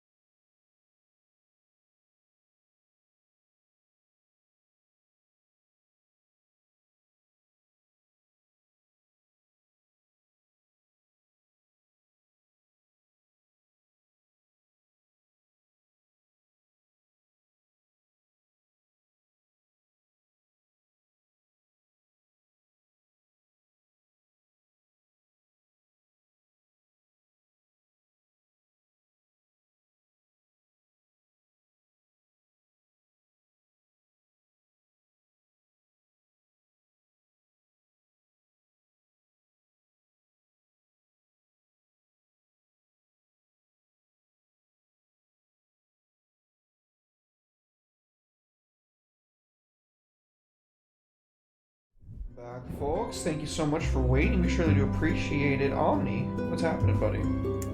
Thank you very much, Derek, and welcome back, everyone. So, we just departed from Giles making an interesting alliance with a new mouse on the expedition, or I should say, a new friend in the expedition for him, a certain Doran of Dorigift. We're going to hop over from that scene over to our friend next, Jakan. Jakan, I believe you said you were on the way to see Sienna, Yes. actually. All right.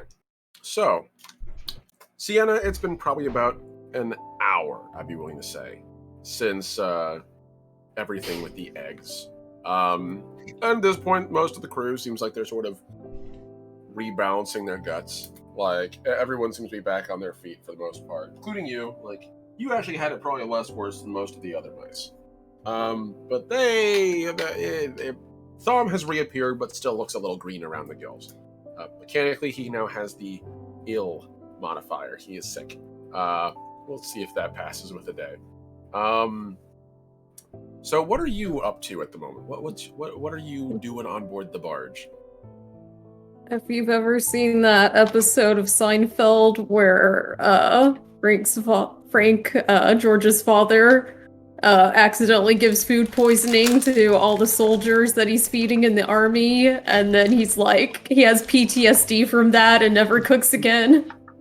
Sienna's feeling a little bit of that on the inside. Just like, what have I done? Oh, that's fair. So, I imagine then she's probably off by herself a little bit, like, just kind of sort of self-isolated, doing tasks a little further away from everybody. Yeah, after imparting a little bit of wisdom on Thom, I, go have some alone time to reflect and become a better cook on the inside. Okay, that's fair. So, if that's the case, then, Takan, as you're crossing the gangplanks, and you know, sometimes the mice will like sort of look at you and give you like that kind of like. Some of them you've established a working relationship with, at least enough to know, like in passing, like they're not going to do anything. There's the other odd mouse. Like every once in a while, you come across a mouse that's just like, still, they clearly would have it in for you. Like they're still flashing back to wars of past, or to like your people preying on them on patrol. So like, you do have a slightly slower time getting along the gangplanks this time. You run across a little more resistance. The odd mouse like inquiring, "Where are you going? What are you doing? Why are you off of your weasel tortoise? Well, you should be on the weasel barge with the other weasels, yo weasel." But I literally just ignore them. yeah, pretty much. There's not much they can do. Like I can just like push past them if they stand in my way. There are a couple of mice that like might go towards like drawing a weapon, but their respective patrol leaders would like clamp down on them. I'm still just like chewing on like, a bit of eel that's probably twice as long as they are, just like waddling about on my backhand legs, Yeah. I still gotta say, I love the fact that while the mice are depicted as largely human, the weasels aren't. So you have this weird dichotomy of like they're these terrible dread predators that eat mice all the time, but they are also giant furry noodles, and it is really hard to take that shit seriously sometimes. So yeah, no, you managed to get through pretty well. And eventually you reach Sienna's ship, where you can see that Garo, the big tortoise that they ride on, is currently snoozing in the sun on the deck. Sort of arms and its little like legs stretched out a little. Its big legs stretched out. Its neck sort of like fully extended as its mouth is just sort of open and enjoying the sun. You can see there's like a couple of mice nearby that are like kind of just like slightly scrubbing at parts of its body that are exposed with dry brushes to get off any like dust or any parasites. At the very front of the barge, a little bit further away from them, you can see Sienna doing relatively like standard tasks on the barge. What do you think? Rope work, wood, like repairing wood damage, making sure the sails are tied? What do you think? Leave that up to you. Probably like rope work or something. Kind of mindless, where she can just be doing it while thinking about something else. Okay, that's fair. All right. You get on board. The mouse who lets you across just sort of nods. And they've dealt with you before. They know that you are a known quantity, and not the bad kind, as far as they're concerned. So, As I waddle over, there's like obviously the heavy thump thump thump of my feet first, and assuming that you'd probably slowly turn around, you just see like hulking over you, probably blocking out the sun with my shadow, just like holding this piece of eel and like measuring you up with it, and then like carrying a little piece and then like rolling it up and then like sticking it out towards you. I just get that big anime drop of sweat on the back of my head. Just like very gingerly reach out, take the piece of meat that to you is probably like barely a mouthful, but to Sayana it's like a whole thing of meat. he basically handed you half a chicken's worth of meat, like from your perspective, like as a human, but for mouse. Like, thank you. Just gonna set this down for now.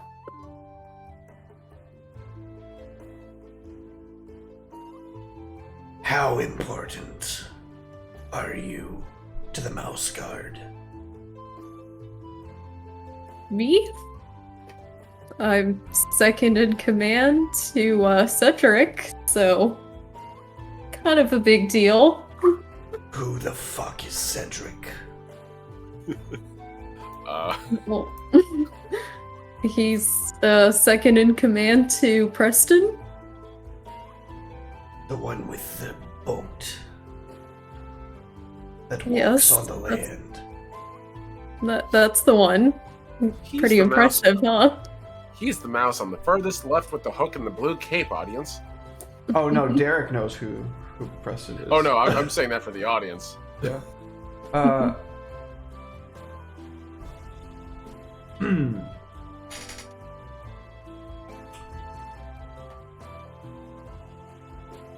How much pull do you have? Very little weight, I see. I'm stronger than I look. This is just busy work. Come back on Tuesdays, then you can really see me pulling some weight. Busy work.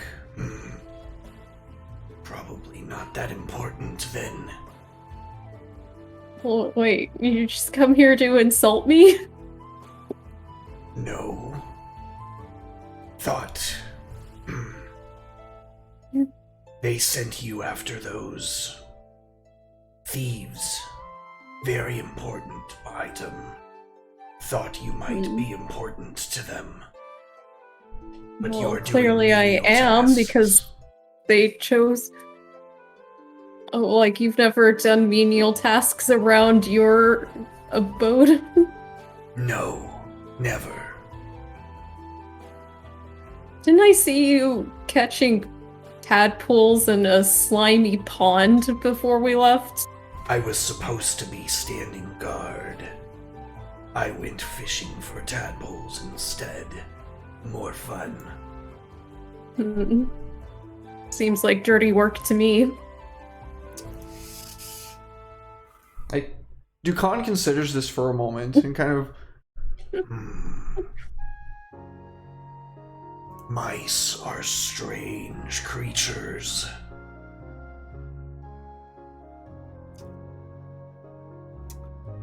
Sienna, so just so you know, Cedric, at least as far as you know, Cedric is your patrol leader. Technically, Right. Cassie with a rate of 10. Oh my god, welcome in. Oh. Thank you so much, Cassie. Mhm. So much Welcome love, in. dude. Thank you. There's a cookie in my heart. Thank you. aw, thank you guys. Welcome in. Welcome to Mouse Guard, the Frontier. we're currently in the middle of a rather interesting interaction between a weasel and a mouse, so keep an eye out. So, thank you so much, Cassie. Oh my god. So, just so you're aware, 1, Cedric is your patrol leader. 2, he is ostensibly his patrol leader too. You were all technically deployed together, and Cedric was, way back at the beginning, assigned to be your handler, and technically also his. So he probably wouldn't remember it, because it was literally like the least important thing that happened that day, including fending off a literal tornado and getting brained by a chunk of rock as big as he was. So he had kind of a rough day, but you would remember that much at the very least. And Cedric, he's not even technically second in command to Preston. Preston and him are of equal rank. The difference is Cedric doesn't have a boat, and Preston does. Okay. So, Cedric is over Dukan, technically. Technically, you are all patrol mice.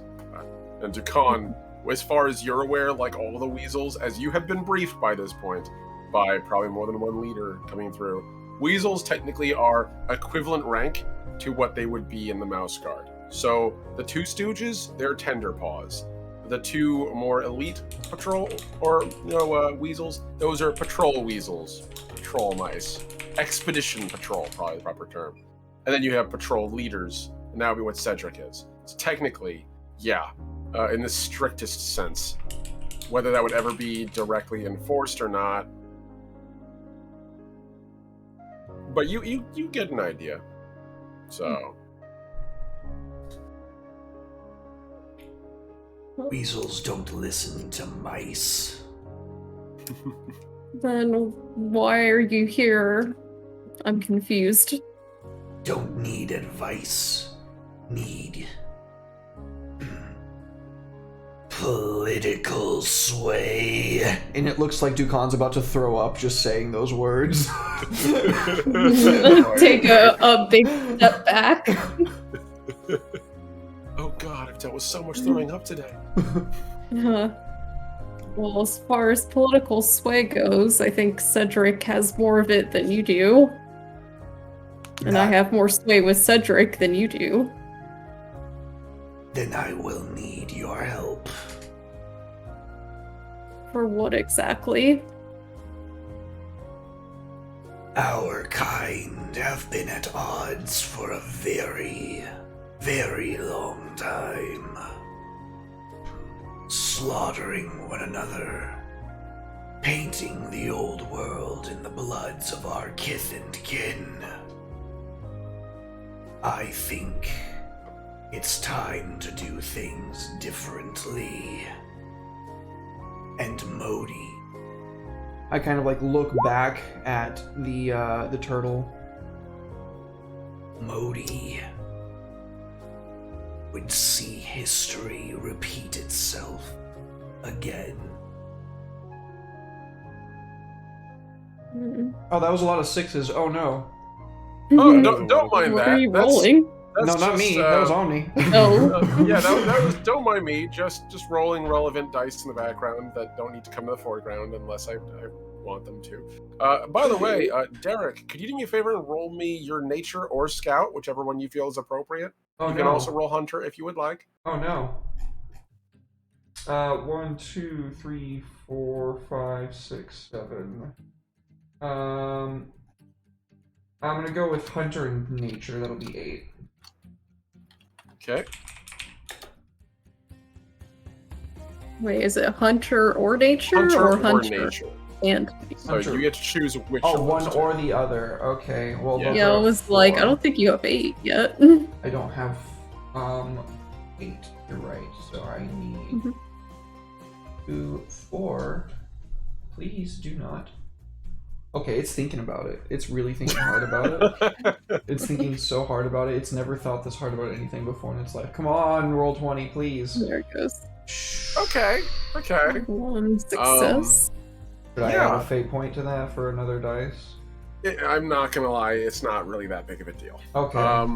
So you can Okay, chalk so- that down to a failure, which again That was will a failure? progress your development.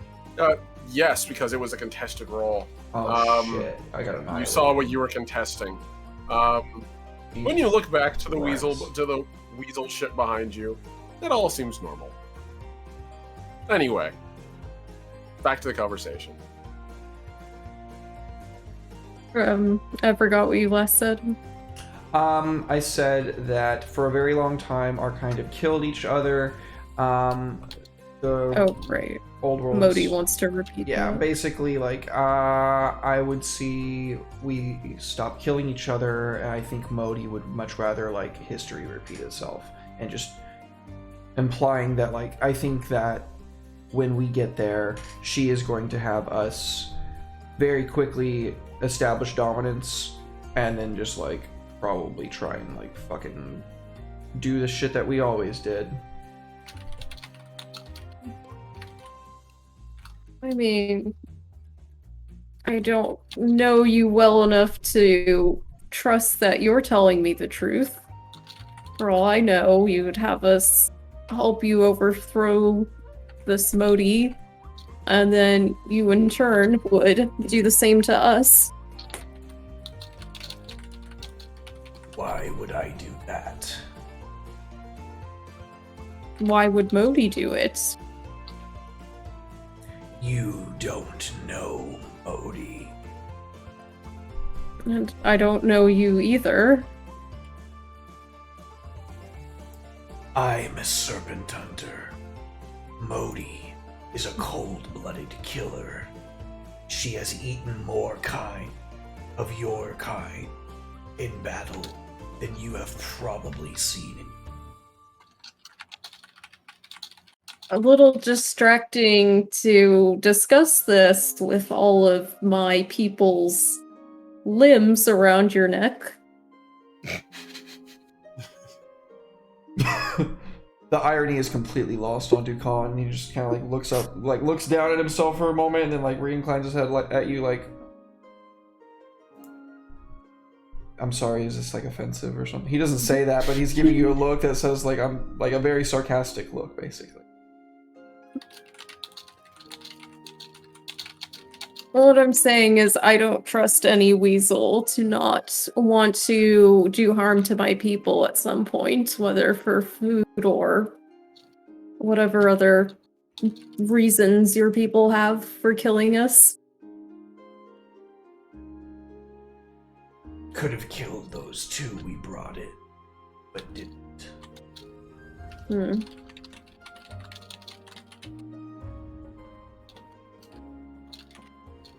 That's not the vote of confidence you think it is. Mice are strange creatures. Dwell upon it. Think. Don't give your answer now. Very well. Enjoy the meal. And I go to find Giles. Okay. So I did want to let everyone in the chat know there are supposed to be channel points for this, but I think there's like I turned them slight on. glitch. Oh, damn it. It's all right, buddy. now. I'm just saying that for today, you guys can use the highlight my message thing to let me know. There's only 3 complications arises per session, though, folks. Just be aware, you can't make anything more difficult than that mechanically. So when I say we're done with complications arising, we're done.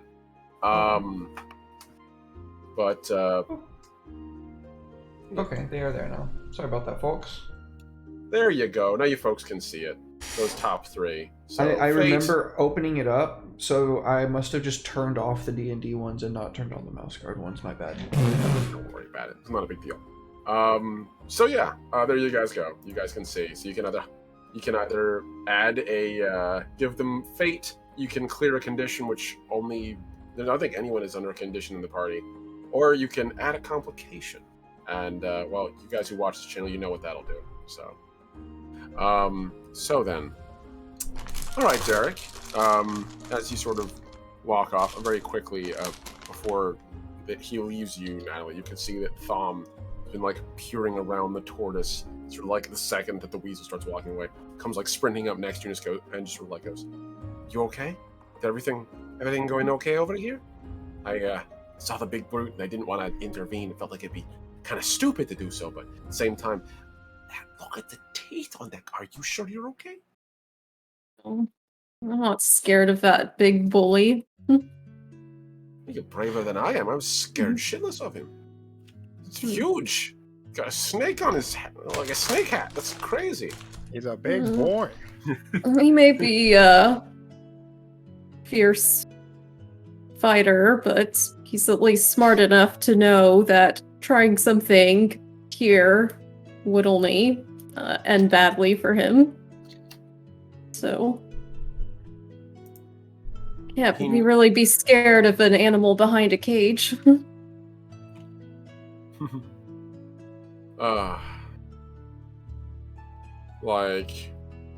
So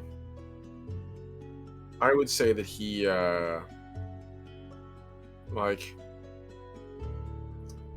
sort of processes that for a moment, and he thinks, and he turns to turns to watch as Dukan walks away. He says, I guess you're right. It's just not used to it, you know? You grow up your whole life, like, thinking of them as monsters. And, like, you see them in the flesh walking around, and it just kind of feels wrong, you know? But you're right. We have an accord. Thank you. I didn't say that they were good. Those creatures are capable of things that you can't imagine and will hopefully not have to see. I don't trust them as far as I could throw them. Yeah. And, sort of nods. Right. Well, then we keep an eye out, I guess. Thank you. I feel a little better after that. I guess I should probably get back to work. Thank you, Sienna. I appreciate it. Gives you a little pat on the Always. shoulder. Mhm. And he starts heading back to work. My little man's growing up. Bit by bit, Thomas getting a little bit braver.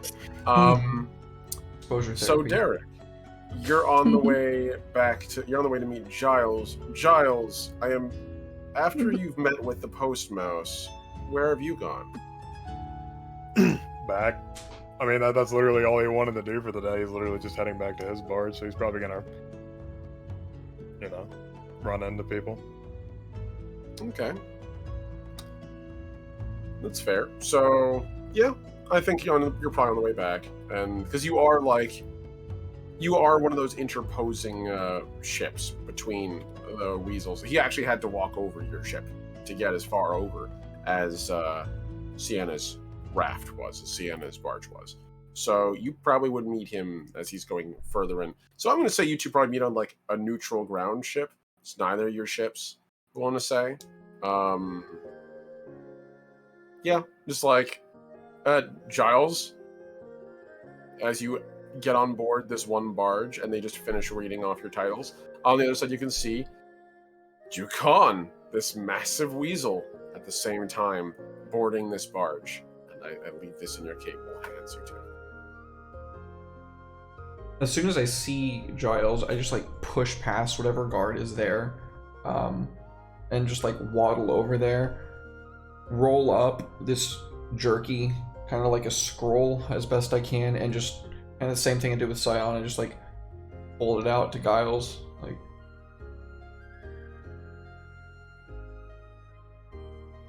So what are you holding out to me? You're holding out to this eel jerky? Yeah, it's the last remaining bit of this strip of eel jerky. It's probably like as long as you are, I imagine. Eels are long. I was dragging it earlier.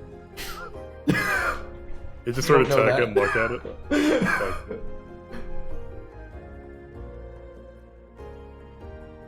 I accept your request to parley. Let's talk. Come, let us go where there are fewer eyes and ears. I guess I go to like the front of the ship, wherever there would be like the fewest people.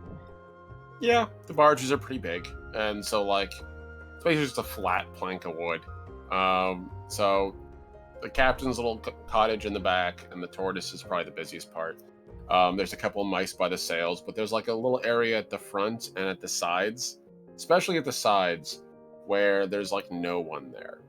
There's no need for anyone to be there besides like the odd person who runs by and like scrubs the deck, that kind of thing. So like, yeah, you can find some privacy there. And honestly, the patrol mice of the area, seeing a noble lord and a weasel warrior convening on the deck of the ship, that's not a place they want to be. That's too much political complication for them to want to get within 10 feet of.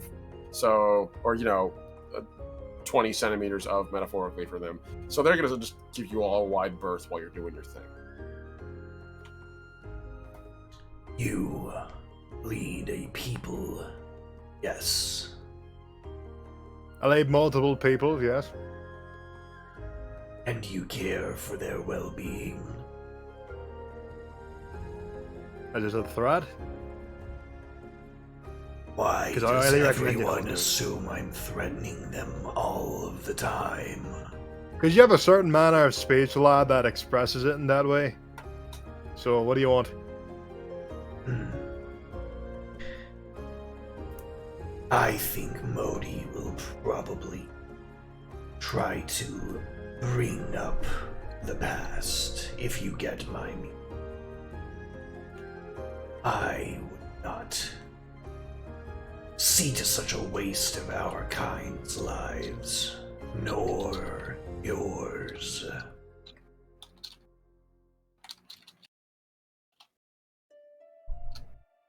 Oh. So you want to start a mutiny?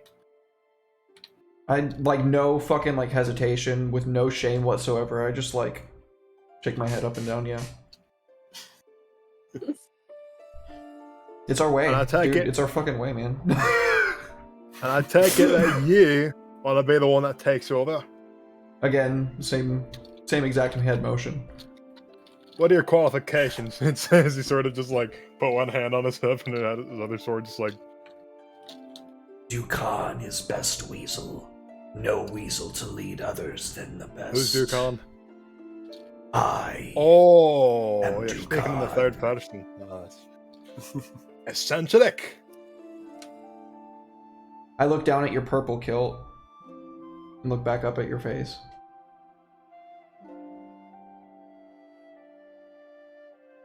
What? Eccentric. Dukan knows this word. Good for you. So you just want me to help you out, and what do I get out of it?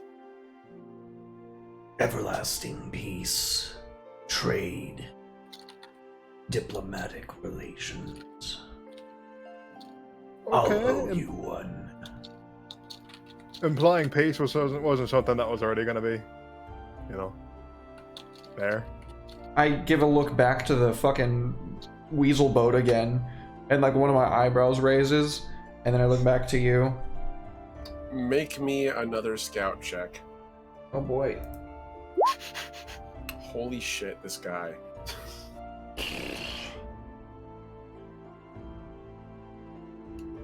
Would be only Or 3.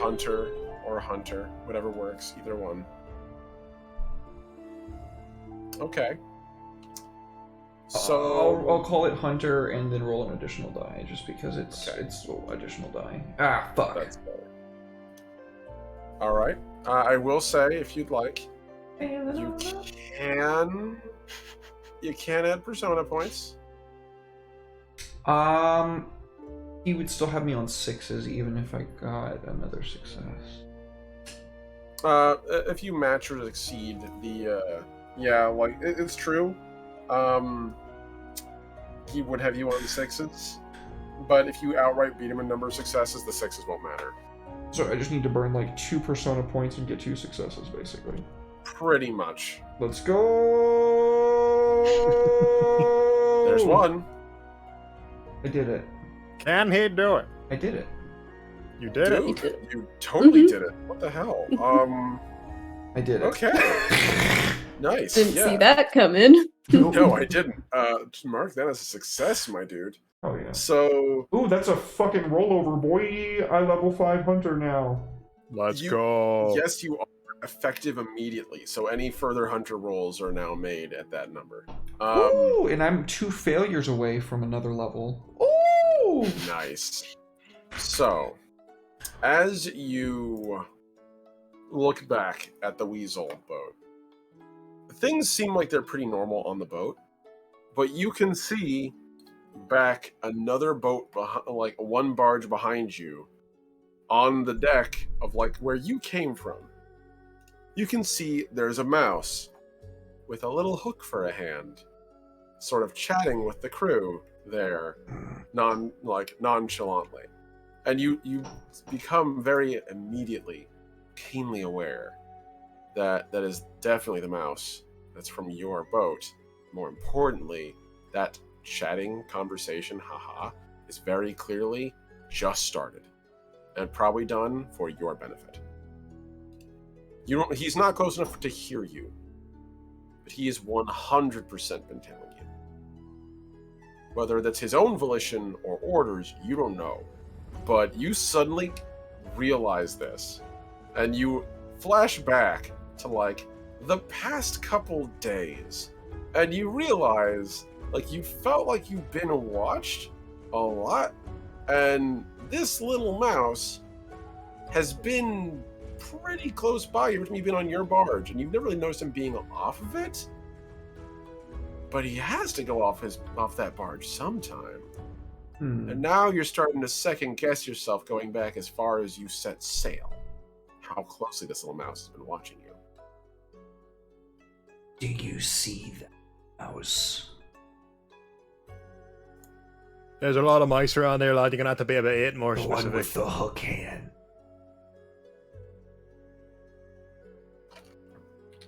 Do I see him? I mean, now that he points it out, yeah.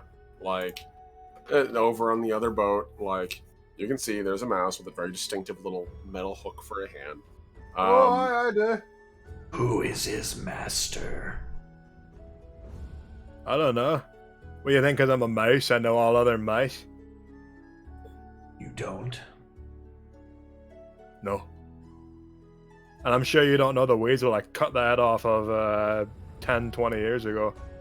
I might. What was his name? I don't know. Oh. That's not Rickard really or enough to something? go off of. Rickard. I think I knew Rickard. Kind of a dick. Commanding.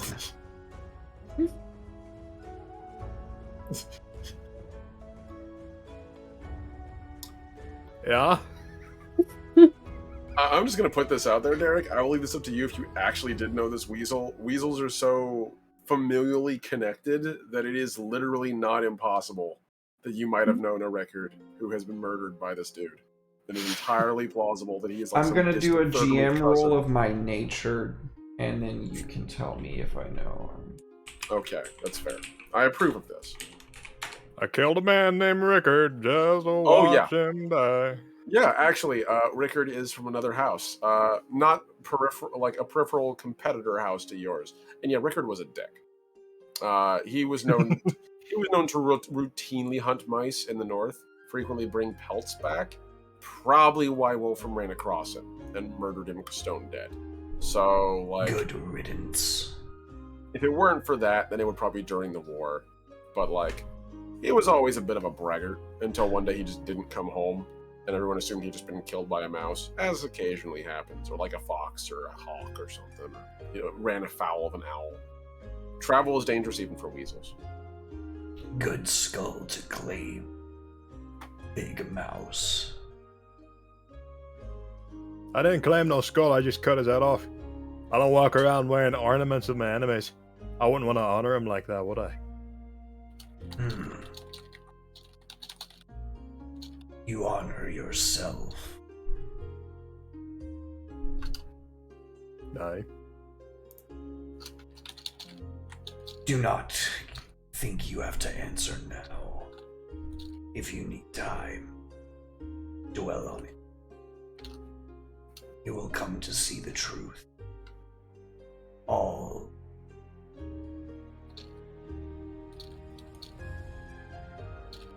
And unless you say anything else, I'm gone. Yep. He like pauses for half a second and then steps away. Okay. You can see, like, as you're walking away, a number of the mice on the boat, like, after you've left, have, like, begun to migrate back to their normal positions. They've clearly seen that you've concluded your business, and they're just sort of, like, they gave you your private space. After all, you're all stuck on barges together. There's, like, a degree of respect for that. But, like, they're resuming their normal duties and their normal roundabouts. Red, you see the same thing. Giles, you see the same thing. And very quickly...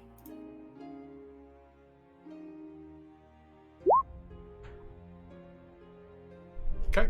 And, I'm going to say that as you're walking back, Dukan, the mouse with the hook hand is gone. Again. Like, it was never there. Like, you turn your back for 1 second and guy's missing. Curious. Need to track this one down. And I bust up my wolf snout. Ooh. Make me a hunter roll. Oh boy, that's 5 now. Yes, it is. And I fail, so I get another closer. Oh, I'm not even mad about it. I think I'm stronger all the time. Unfortunately, all you can smell is the faintly fishy smell of the ocean. Like you basically get like a snout full of like saltwater foam. At that moment, like it gets a chop and just sort of like a water bubble like the size of your face just slaps you. Just that way to make sure that all you can smell for the next couple minutes is just brine. Yeah, I'm just like snorting it out my nose as best I can. It's probably like waterlogged a little bit, and it's still like just dripping down into the back of my throat. Like,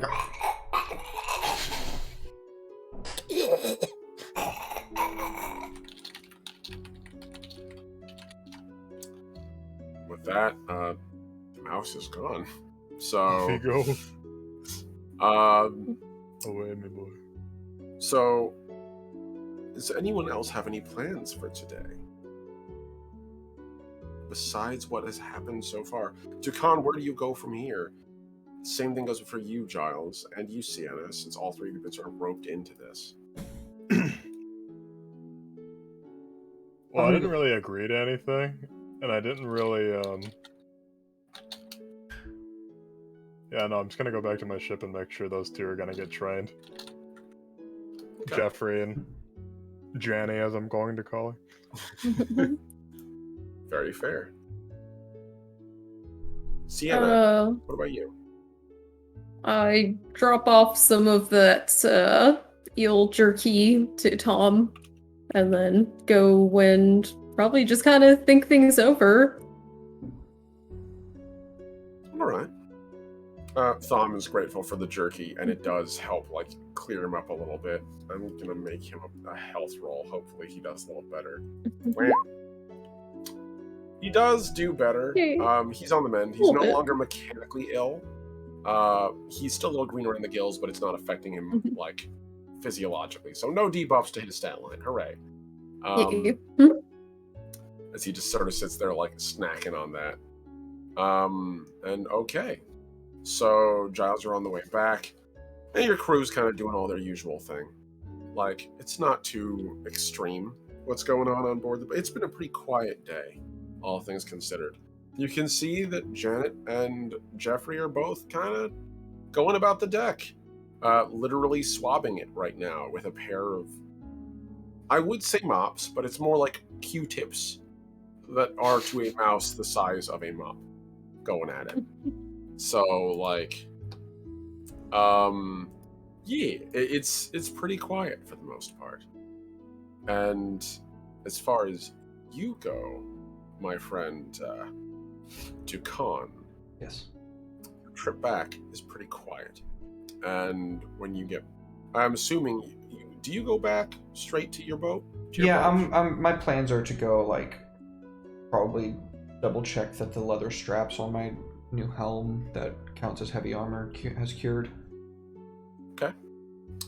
Yeah. So, you get back, and you can see everyone there. The mouse with the hook hand is currently securing ropes on the far side, like he never left. And you can see that when you get to the tortoise and get inside, you can feel the straps are pretty much solidified at this point. It is hard, durable leather now. You have officially acquired heavy leather straps. Let's You go. are heavy armor. So So it is You, my made boyo. of the eel's skull. So I Definitely just kind of strap that on with the straps, and then when I need to, I like double check it, kind of like slam my head down, which like brings the whole thing like forward, and then the like pharyngeal jaws from behind kind of like come up and like lock into place to where it's like only my eyes are showing, and it's just like serrated teeth all around my fucking like facial region. it's like the eel equivalent of the berserk armor. I love that. That's exactly what I was thinking. Yes.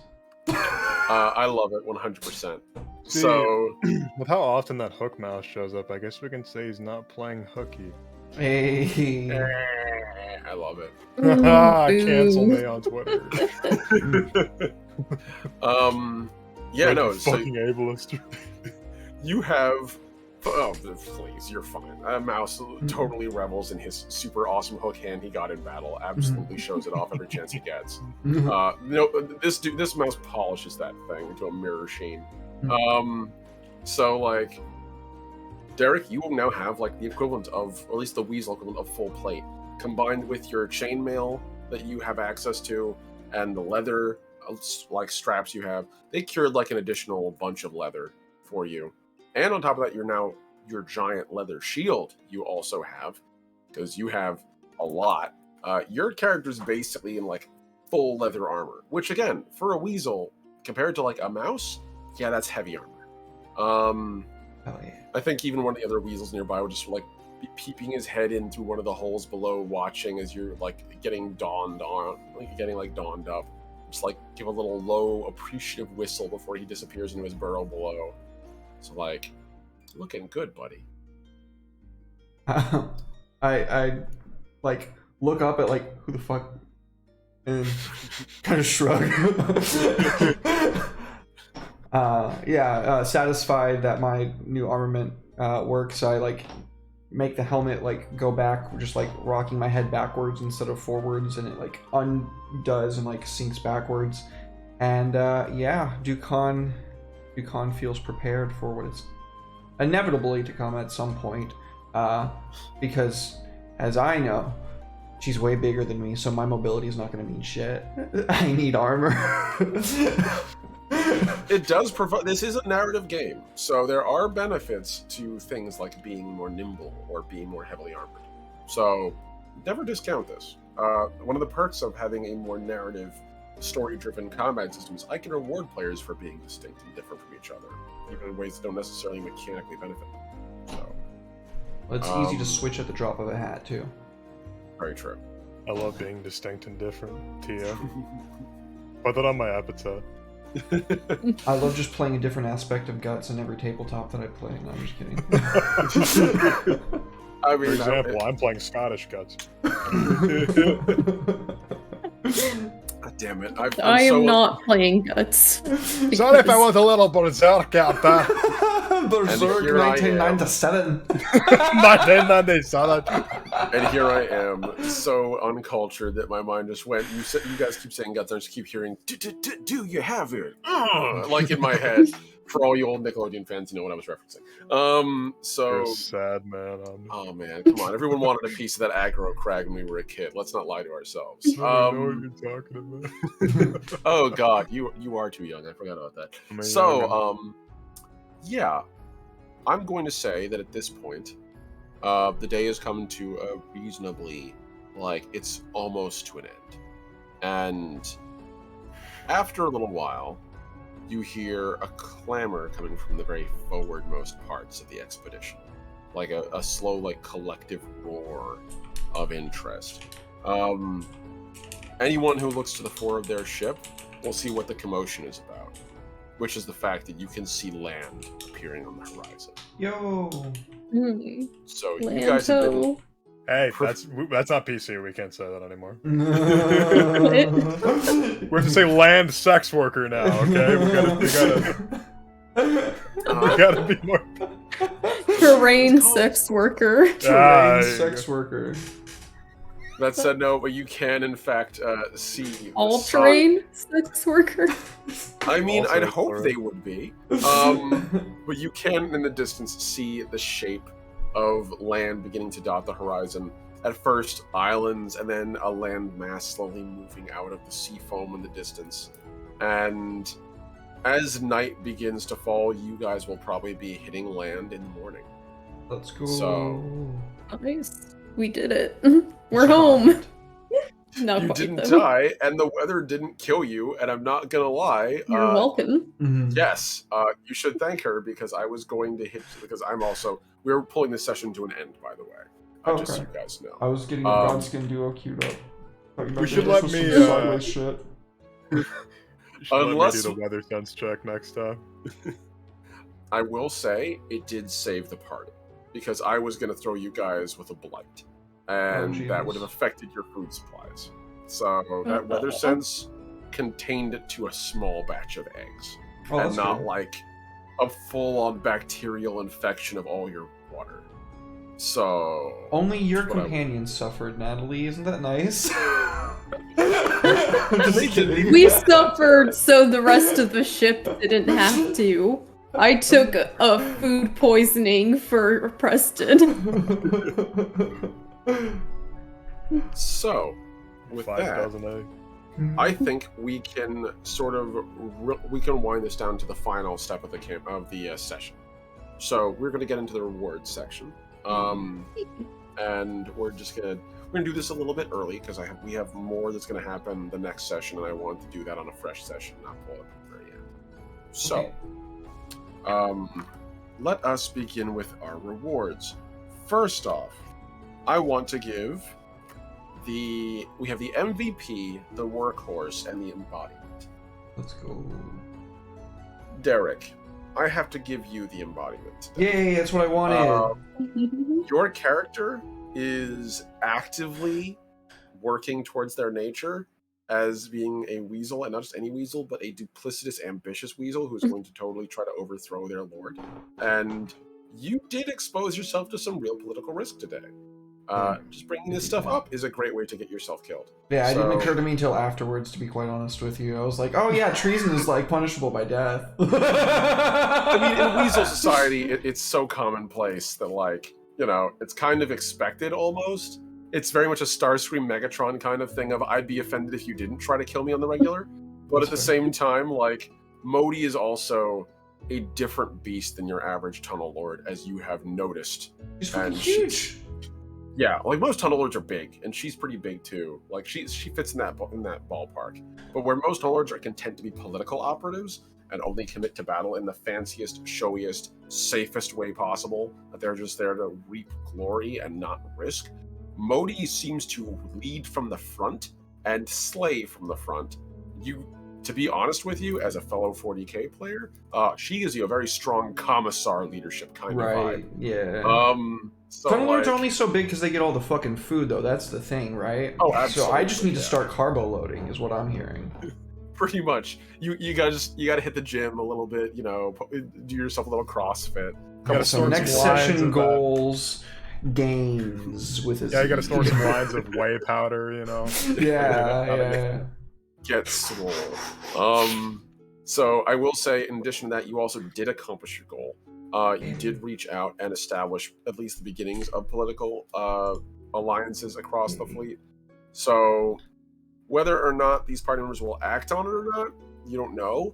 But at very least, in reaching out and risking a great deal, I think that's fair. So you get 2 persona points. Yay! I get both those persona points I got back from figuring out the hook at hand mouse was there. Yeah. And also, you did know about that now, so now you know somebody's watching. So, next, I am going to go with... I'm gonna say the MVP, and that's gonna go to Sienna. Again, you literally saved the expedition from like the loss of all their water and food. And I should say, not the loss of, but more like the poisoning outright of. And I was getting ready to start handing out the sickened condition to everyone Oh gosh. very swiftly. And this Good job, session Alan. wouldn't have been. This session wouldn't have been, let's get our jobs done. It would have been, let's see if we can survive mass dysentery together. Plenty of water to drink. Shit Oh, yourself. boy. I mean, that'll clear you out real fast if you live long enough. Shit yourself now. So, Command definitely shit, well. 9th level. Power word shit. You absolutely did earn that MVP with that role. That was pivotal. And on top of that, you did manage to still make the best of a bad thing, and you still managed to mentor your apprentice. I Your should wise do words. these things. Yeah, like you are actually. You are truly coming into a little bit. Your character is slowly becoming the guard's mouse they believe themselves to be. 100%. They already are a guard's mouse. They're just sort of coming into their power as one. So, well done. That's 2 persona points for you. Yay. Red, I gotta give you the workhorse, buddy. Your butt has been... You are the most, like... You and Derek are being very politically active in terms of, like, making big overarching plans. Sienna's goals are very much like... And they're good, for the record. I'm not saying this is bad in any way, shape, or form. Your goals are very much practical in the sense of, like, I want to mentor someone. I want to become more skilled. I want people to trust me. And meanwhile, Red, you and Derek are like, Derek, I want to overthrow my Tunnel Lord and become a new overlord of my people. I have to be the And best you- weasel, man. Yeah, and you are over here playing Game of Thrones via literal letter. Yeah, no, Giles is just They're like both armchair like starting a war. noble. Mhm. They're both noble types. Sienna grew up like working at her family's shop, so she has realistic expectations. Yeah, and for the record, I love the fact that you're actively seeking allies to fuck with this guy. You really are playing the Game of Thrones, Red, and I do appreciate that in Mouse. I don't want him to die. I want him to suffer as much as possible to the point he wishes he was As dead. much as mousedly possible. Yeah. I mean, in perspective, it's just like, oh, Giles, that's cruel. But it's like, this guy is literally, like, probably inadvertently, or, like, indirectly killed a lot of my people by He's your neglecting Griffith. them. He is 100%. No, don't say that. He is 100% your colonial master. So, like, yeah, there's some beef there, and it is legitimate. Probably both ways at this point, but yeah, no. If we have to lay the blame at the feet of somebody, I think it's fair to lay it at the hands of a colonial, of a colonizer, in this case. He will die, but on my turn. So Yeah, I on top watched of Prey that, last night, so I'm like super anti-white man right now. no fair. You also, on top of having like a couple of pivotal roles, which included convincing Doran, who, by the way, is my most stubborn NPC. Like, the only character that's more stubborn than him is... Me. Well, you're UBPC. I would probably say, like, maybe... like one of the original 3 Mouse Guard, I would say. Like Saxon. Saxon's probably the most stubborn person in the Mouse Guard. That's because this dude can literally break rocks with his presence and head. If one doesn't work, he will absolutely try to smash his head against a rock till it breaks, and he might do it. Doran, on the other hand, is the opposite. I genuinely went into that encounter thinking, oh no, you two are gonna hate each other. And like a couple of good rolls later, no, you did great. Like, straight up. Absolutely achieved your goals. Absolutely workhorsed. 2 persona points for you. Let's Yeah. fucking go. And also, if I can throw an MVP into the chat, Cassie Mothwin with that super huge raid. Thank you Yes, so much. Cassie, That was super thank you so much. Oh, yeah. Much love to all of you folks. Derek, I turn it over to your incredibly skilled hands. Thank you as always Thank for you. hosting Mouse Guard the Expedition. Thank you, man. Thank you for running it. As always, thank you to Natalie and Red for being here and playing. It's so much fun. I really appreciate it. Thank you to everybody in chat for being here and hanging out and having a good time with us. I hope y'all will come back next time we play. That's going to be in 2 weeks from now. I want to give huge shout outs to Cassie for that raid. Thank you so much again. I hope that your stream went well. I saw on Twitter that you had your first actual play today, so I hope that went well for you. I was kind of sad because I was like, well, that means I'm not going to be able to watch it, but I catch the VOD or something. So thank you for the raid. And Soul, thank you so much for the gift subs, dude. So much love, so much appreciated. It really means the world, dude. Let's go through our shout outs. Natalie, you want to start us off? Sure. It's me, Natalie. You can find me every other Wednesday here playing Mouse Guard. Every other Thursday, aka tomorrow, playing Call of Cthulhu on Red's channel. Hey. This Saturday playing Covet Syndicate, and next Saturday playing Booty and Lancer. Let's go. Oh, and those are on this channel. Otherwise, I'm on Twitter at LetZozoBeans, and I think that's about it. Thank you. Appreciate you being here. Red, what's up? Hello, it is I, Red. I'm one of the 3 primary colors. I am an entertainer here on Twitch, kind of an entertainer on Twitter, shit disturber, partly. But I have, like I said, over here on Twitch, I run TTRPGs, host TTRPGs every Thursday. Tomorrow is the return, our second episode of Call of Cthulhu, Keepered by Derek. Capped? Okay, yeah, there you go. Capped. That sounds cool. I wrote a book, by the way. Read his book. Do it. Buy Derek- his book. Derek keeps that game, and the rest of us are players there. Every single one of us are players there. And week after that, it'll be Cyberpunk, 2 p.m. CST, with an excellent crew, including The Last Omnitect. And, oh yeah, I got a bunch of stuff in the works. Like, I have, like, a bunch of stuff in the works. I'm pretty much going to be busy from...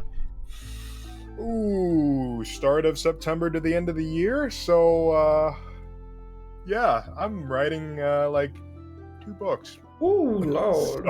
Holy shit. Well, with help. I'm not doing that entirely alone. That's a lot of books. Because that's a lot of work.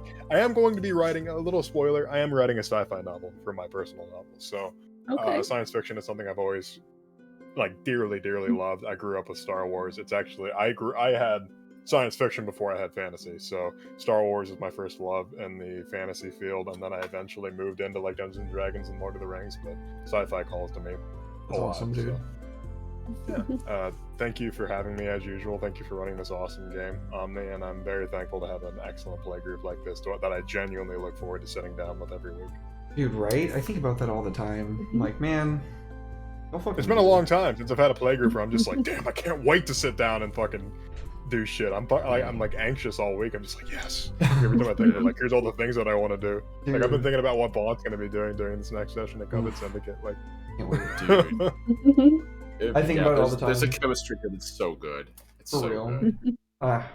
Nothing can ever get in between it. Nothing. I'll go fucking do con on it. Whatever it is. Slay them. Rip and tear until it's done. Slayer. Hell yeah. Thank you, Ed. Thank you for being here. Very much appreciated. Omni. Hello, everyone. I am the Last Omnitect, your favorite robot American, and you guys can catch me here every other Wednesday running Mouse Guard, the Frontier, everyone's favorite little mousy, weaselly, high-adventure campaign. I'm very much loving running this with you guys. Truly, I'm lucky to have a squad like this. These kind of games are a really fun narrative experiment. I tend to use harder rule systems. Whenever I can play a narrative a game like this, I just love to see what the players do and run with it. And you guys have been just, so good. It's so nice. Well, you're a really good You guys GM, so you make it easy. Thank you, buddy. For real. I appreciate it. Speaking of GMing and other things, you guys can catch me normally on Wednesday mornings. We missed this one because we were taking a break. I'm super tired and fatigued. I'm like operating off of a 5-day lack of sleep, so I'm hoping to fix that tonight. You normally can catch me on Wednesday mornings on Alec Azam's channel in playing a druid in Valerius. You can catch me on every other Wednesday here, or every once a month on Wings of Contrition here on DMDM Studios. You can also catch me on DMDM Studios on Covet Syndicate, on Lancer. You can catch me on Redemption VA's channel as well, and my buddy over here, who is me running his cool Cyberpunk campaign on his channel, which I love to death. Oh, yeah. Good show. Along with Watch it. It's so good. Along with, of course, Call of Cthulhu, which again you're going to be keeping, Derek, which I'm super excited to play. Yeah, that's a good show. You should watch it. You should watch Yes, that one too. 100%. It was crazy. On my channel, you guys can catch me on Thursdays and Saturdays, 10:30 a.m. EST, both days. I, on Thursdays, have The Breakfast Club, where we hang out, play video games, chat about what's going on in the world, the TTRPG community, and what I'm working on. And on Saturdays, I have the Stellar Forge, where I do active world building live on stream with your help and input. You guys can help me build worlds, including my legacy tabletop role-playing game system, which is a science fiction space opera system I've been working on for almost 20 years now, Oh yeah. which is kind of maddening to think about and dating myself. Just don't think about it. It's too late. It's already the gaping maw. The existential dread is here. But it's fine. I'll be okay. That said, I genuinely am excited to run this game with this crew, at least part of it anyhow. Oh yeah. When I'm done writing it later this year, I intend to be running it on this channel, as well as also a couple of other projects, including my Summoners fantasy campaign, which I want to eventually run on, if not this channel, my channel as well. So keep an eye out, guys. For now, one game being GM'd by me. Expect more soon. And finally, I am currently open on commissions, or I should say, my commissions are currently full, but I'm taking commissions, so keep an eye out week to week. And that's me. Thanks, Derek. Thank you, Omni. Thank Thank you, you for guys. running such a great game, dude. Much love. Appreciate it every week. Love you guys. Thank you. You make it easy. Oh yeah.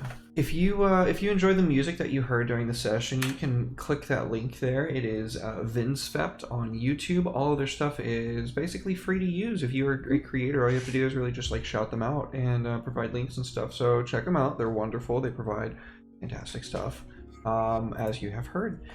Thank you again to everybody for being here. We are going to be raiding into. Are they still up? Because the person that nope, they are not. See.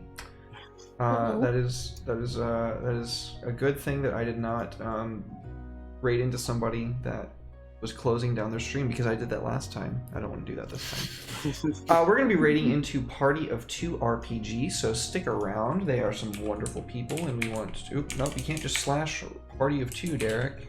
You can't just slash Party of 2 RPG, Derek. You have to type in raid first. Anyway, thank you for being here. We love you. We appreciate you. If you liked what you saw on the channel, you can follow. It is free. If you really liked what you saw, you can always sub with Prime. If you have Prime, then it's like free to you. And if not, then I just appreciate you being here anyway. So thank you for spending time with me and being interested in what I've got going on. Like, it's fucking amazing to me that we have people that are like dedicated and like really actually give a shit. And you know what, man, it really means the world. So thank you to everybody for being here. It really means a lot. Tomorrow you can catch us live over on Red's channel. It is Redemption VA on Twitch, which is not the same thing as Twitter. It's VA Redemption on Twitter. We're going to be playing some Call of Cthulhu. Our investigators got themselves on a, what do you want to call that, like a 48-hour mandatory mental inspection. Psychiatric hold is what it's called. That's true. I remembered it during the session, but it's late and I'm tired, so I'll probably remember it tomorrow. You definitely don't want to miss that, because anytime that you're playing Call of Cthulhu and there's an asylum involved, I mean, anything can happen, right?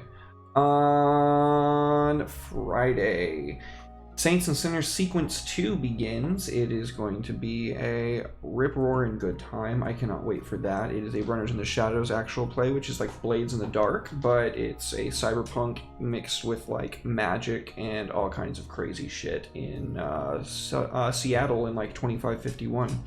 So, far future crazy techno-arcana bullshit.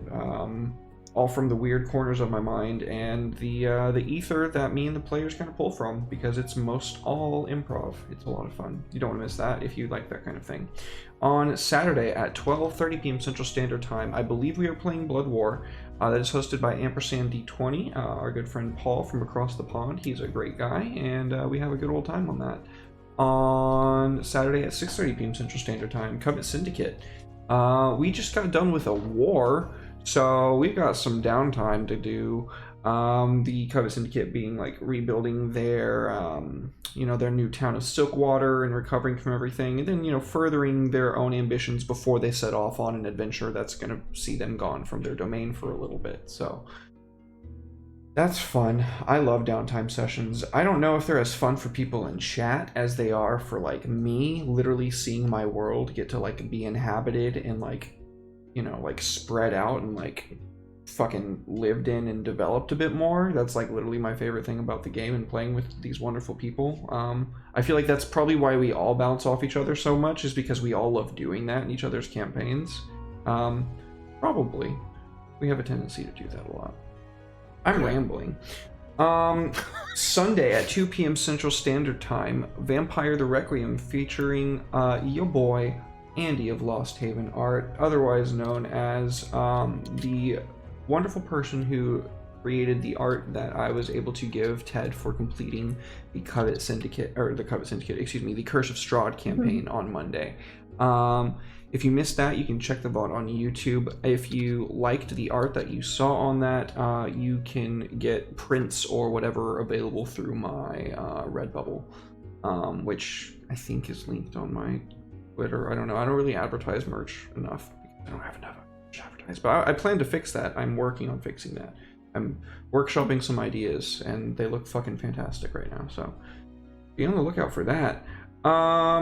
Also, no Curse of Strahd on Monday because we finished it. So we're taking the week off to do session 0 for the new show, Death Roll, where we are going to be doing a lot of fucking crazy shit, and we have 173,000 gold to spend. So we're going to figure out what to do with that.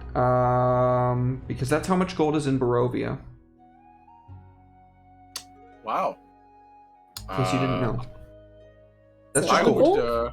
would start figuring out what the upkeep for Barovia is. So how much of that's actual hard currency and how much of it is going to be in the fluid economy, because that's so much money. Yeah, it's an unbelievable amount of money. But I'm excited to share with you guys what we come up with the next week.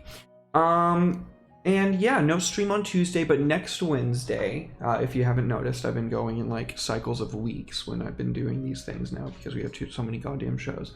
Path of Contrition, our Dark Heresy 2 actual play hosted by Andy, Lost Haven Art. We're gonna be moving on to the next arc. It's very exciting. We destroyed the Temple of Nurgle. We got some fucking badass gear and shit. I got better armor than Red now, but that's not even true. You're actually just on par with me. Get fucked. But is that true though? I have Tempestus. Yeah, you armor actually now. are just on par with me. Damn. What would you have if you had Tempestus armor? I'd have 9 armor. Is that what I have now? What's your soak? Oh, you have 8. My soak's 3. Yeah, my soak is 3 now too. I increased my toughness. That was the only thing I spent XP on last session. Oh, okay. I didn't know you spent all your points on toughness. I didn't spend all. I only spent like a little bit. I spent just enough to where if I get as much XP as Andy projected as I might get, then I can get the cool shit, which will allow me to requisition shit for all of us,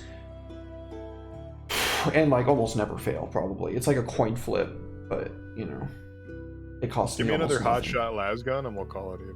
I'll do that. I'll get you a fucking hotshot pistol. I'll get Omni Cyan axe for fucking Mouse Lord over there. Oh, please give me a power weapon, if only so I can use my stupid weapon tech ability that I've not gotten to use yet. It's so useless without an exotic or powerful gun. After we finish the next arc, which is probably going to be like 3 to 4 months from now, then yeah, I'll be able to roll requisition with my fellowship, which is like 56 or some shit. Yes. So that was enough rambling about a completely different game, you guys. I'm sorry. I got excited. But good night, y'all. We love you. We appreciate y'all. Let's make some noise when we get on in there. And I will see you tomorrow on Red's channel. Not here, on Red's channel, Redemption VA. Twitch.tv/RedemptionVA. See you guys. Good night. See you out there, folks.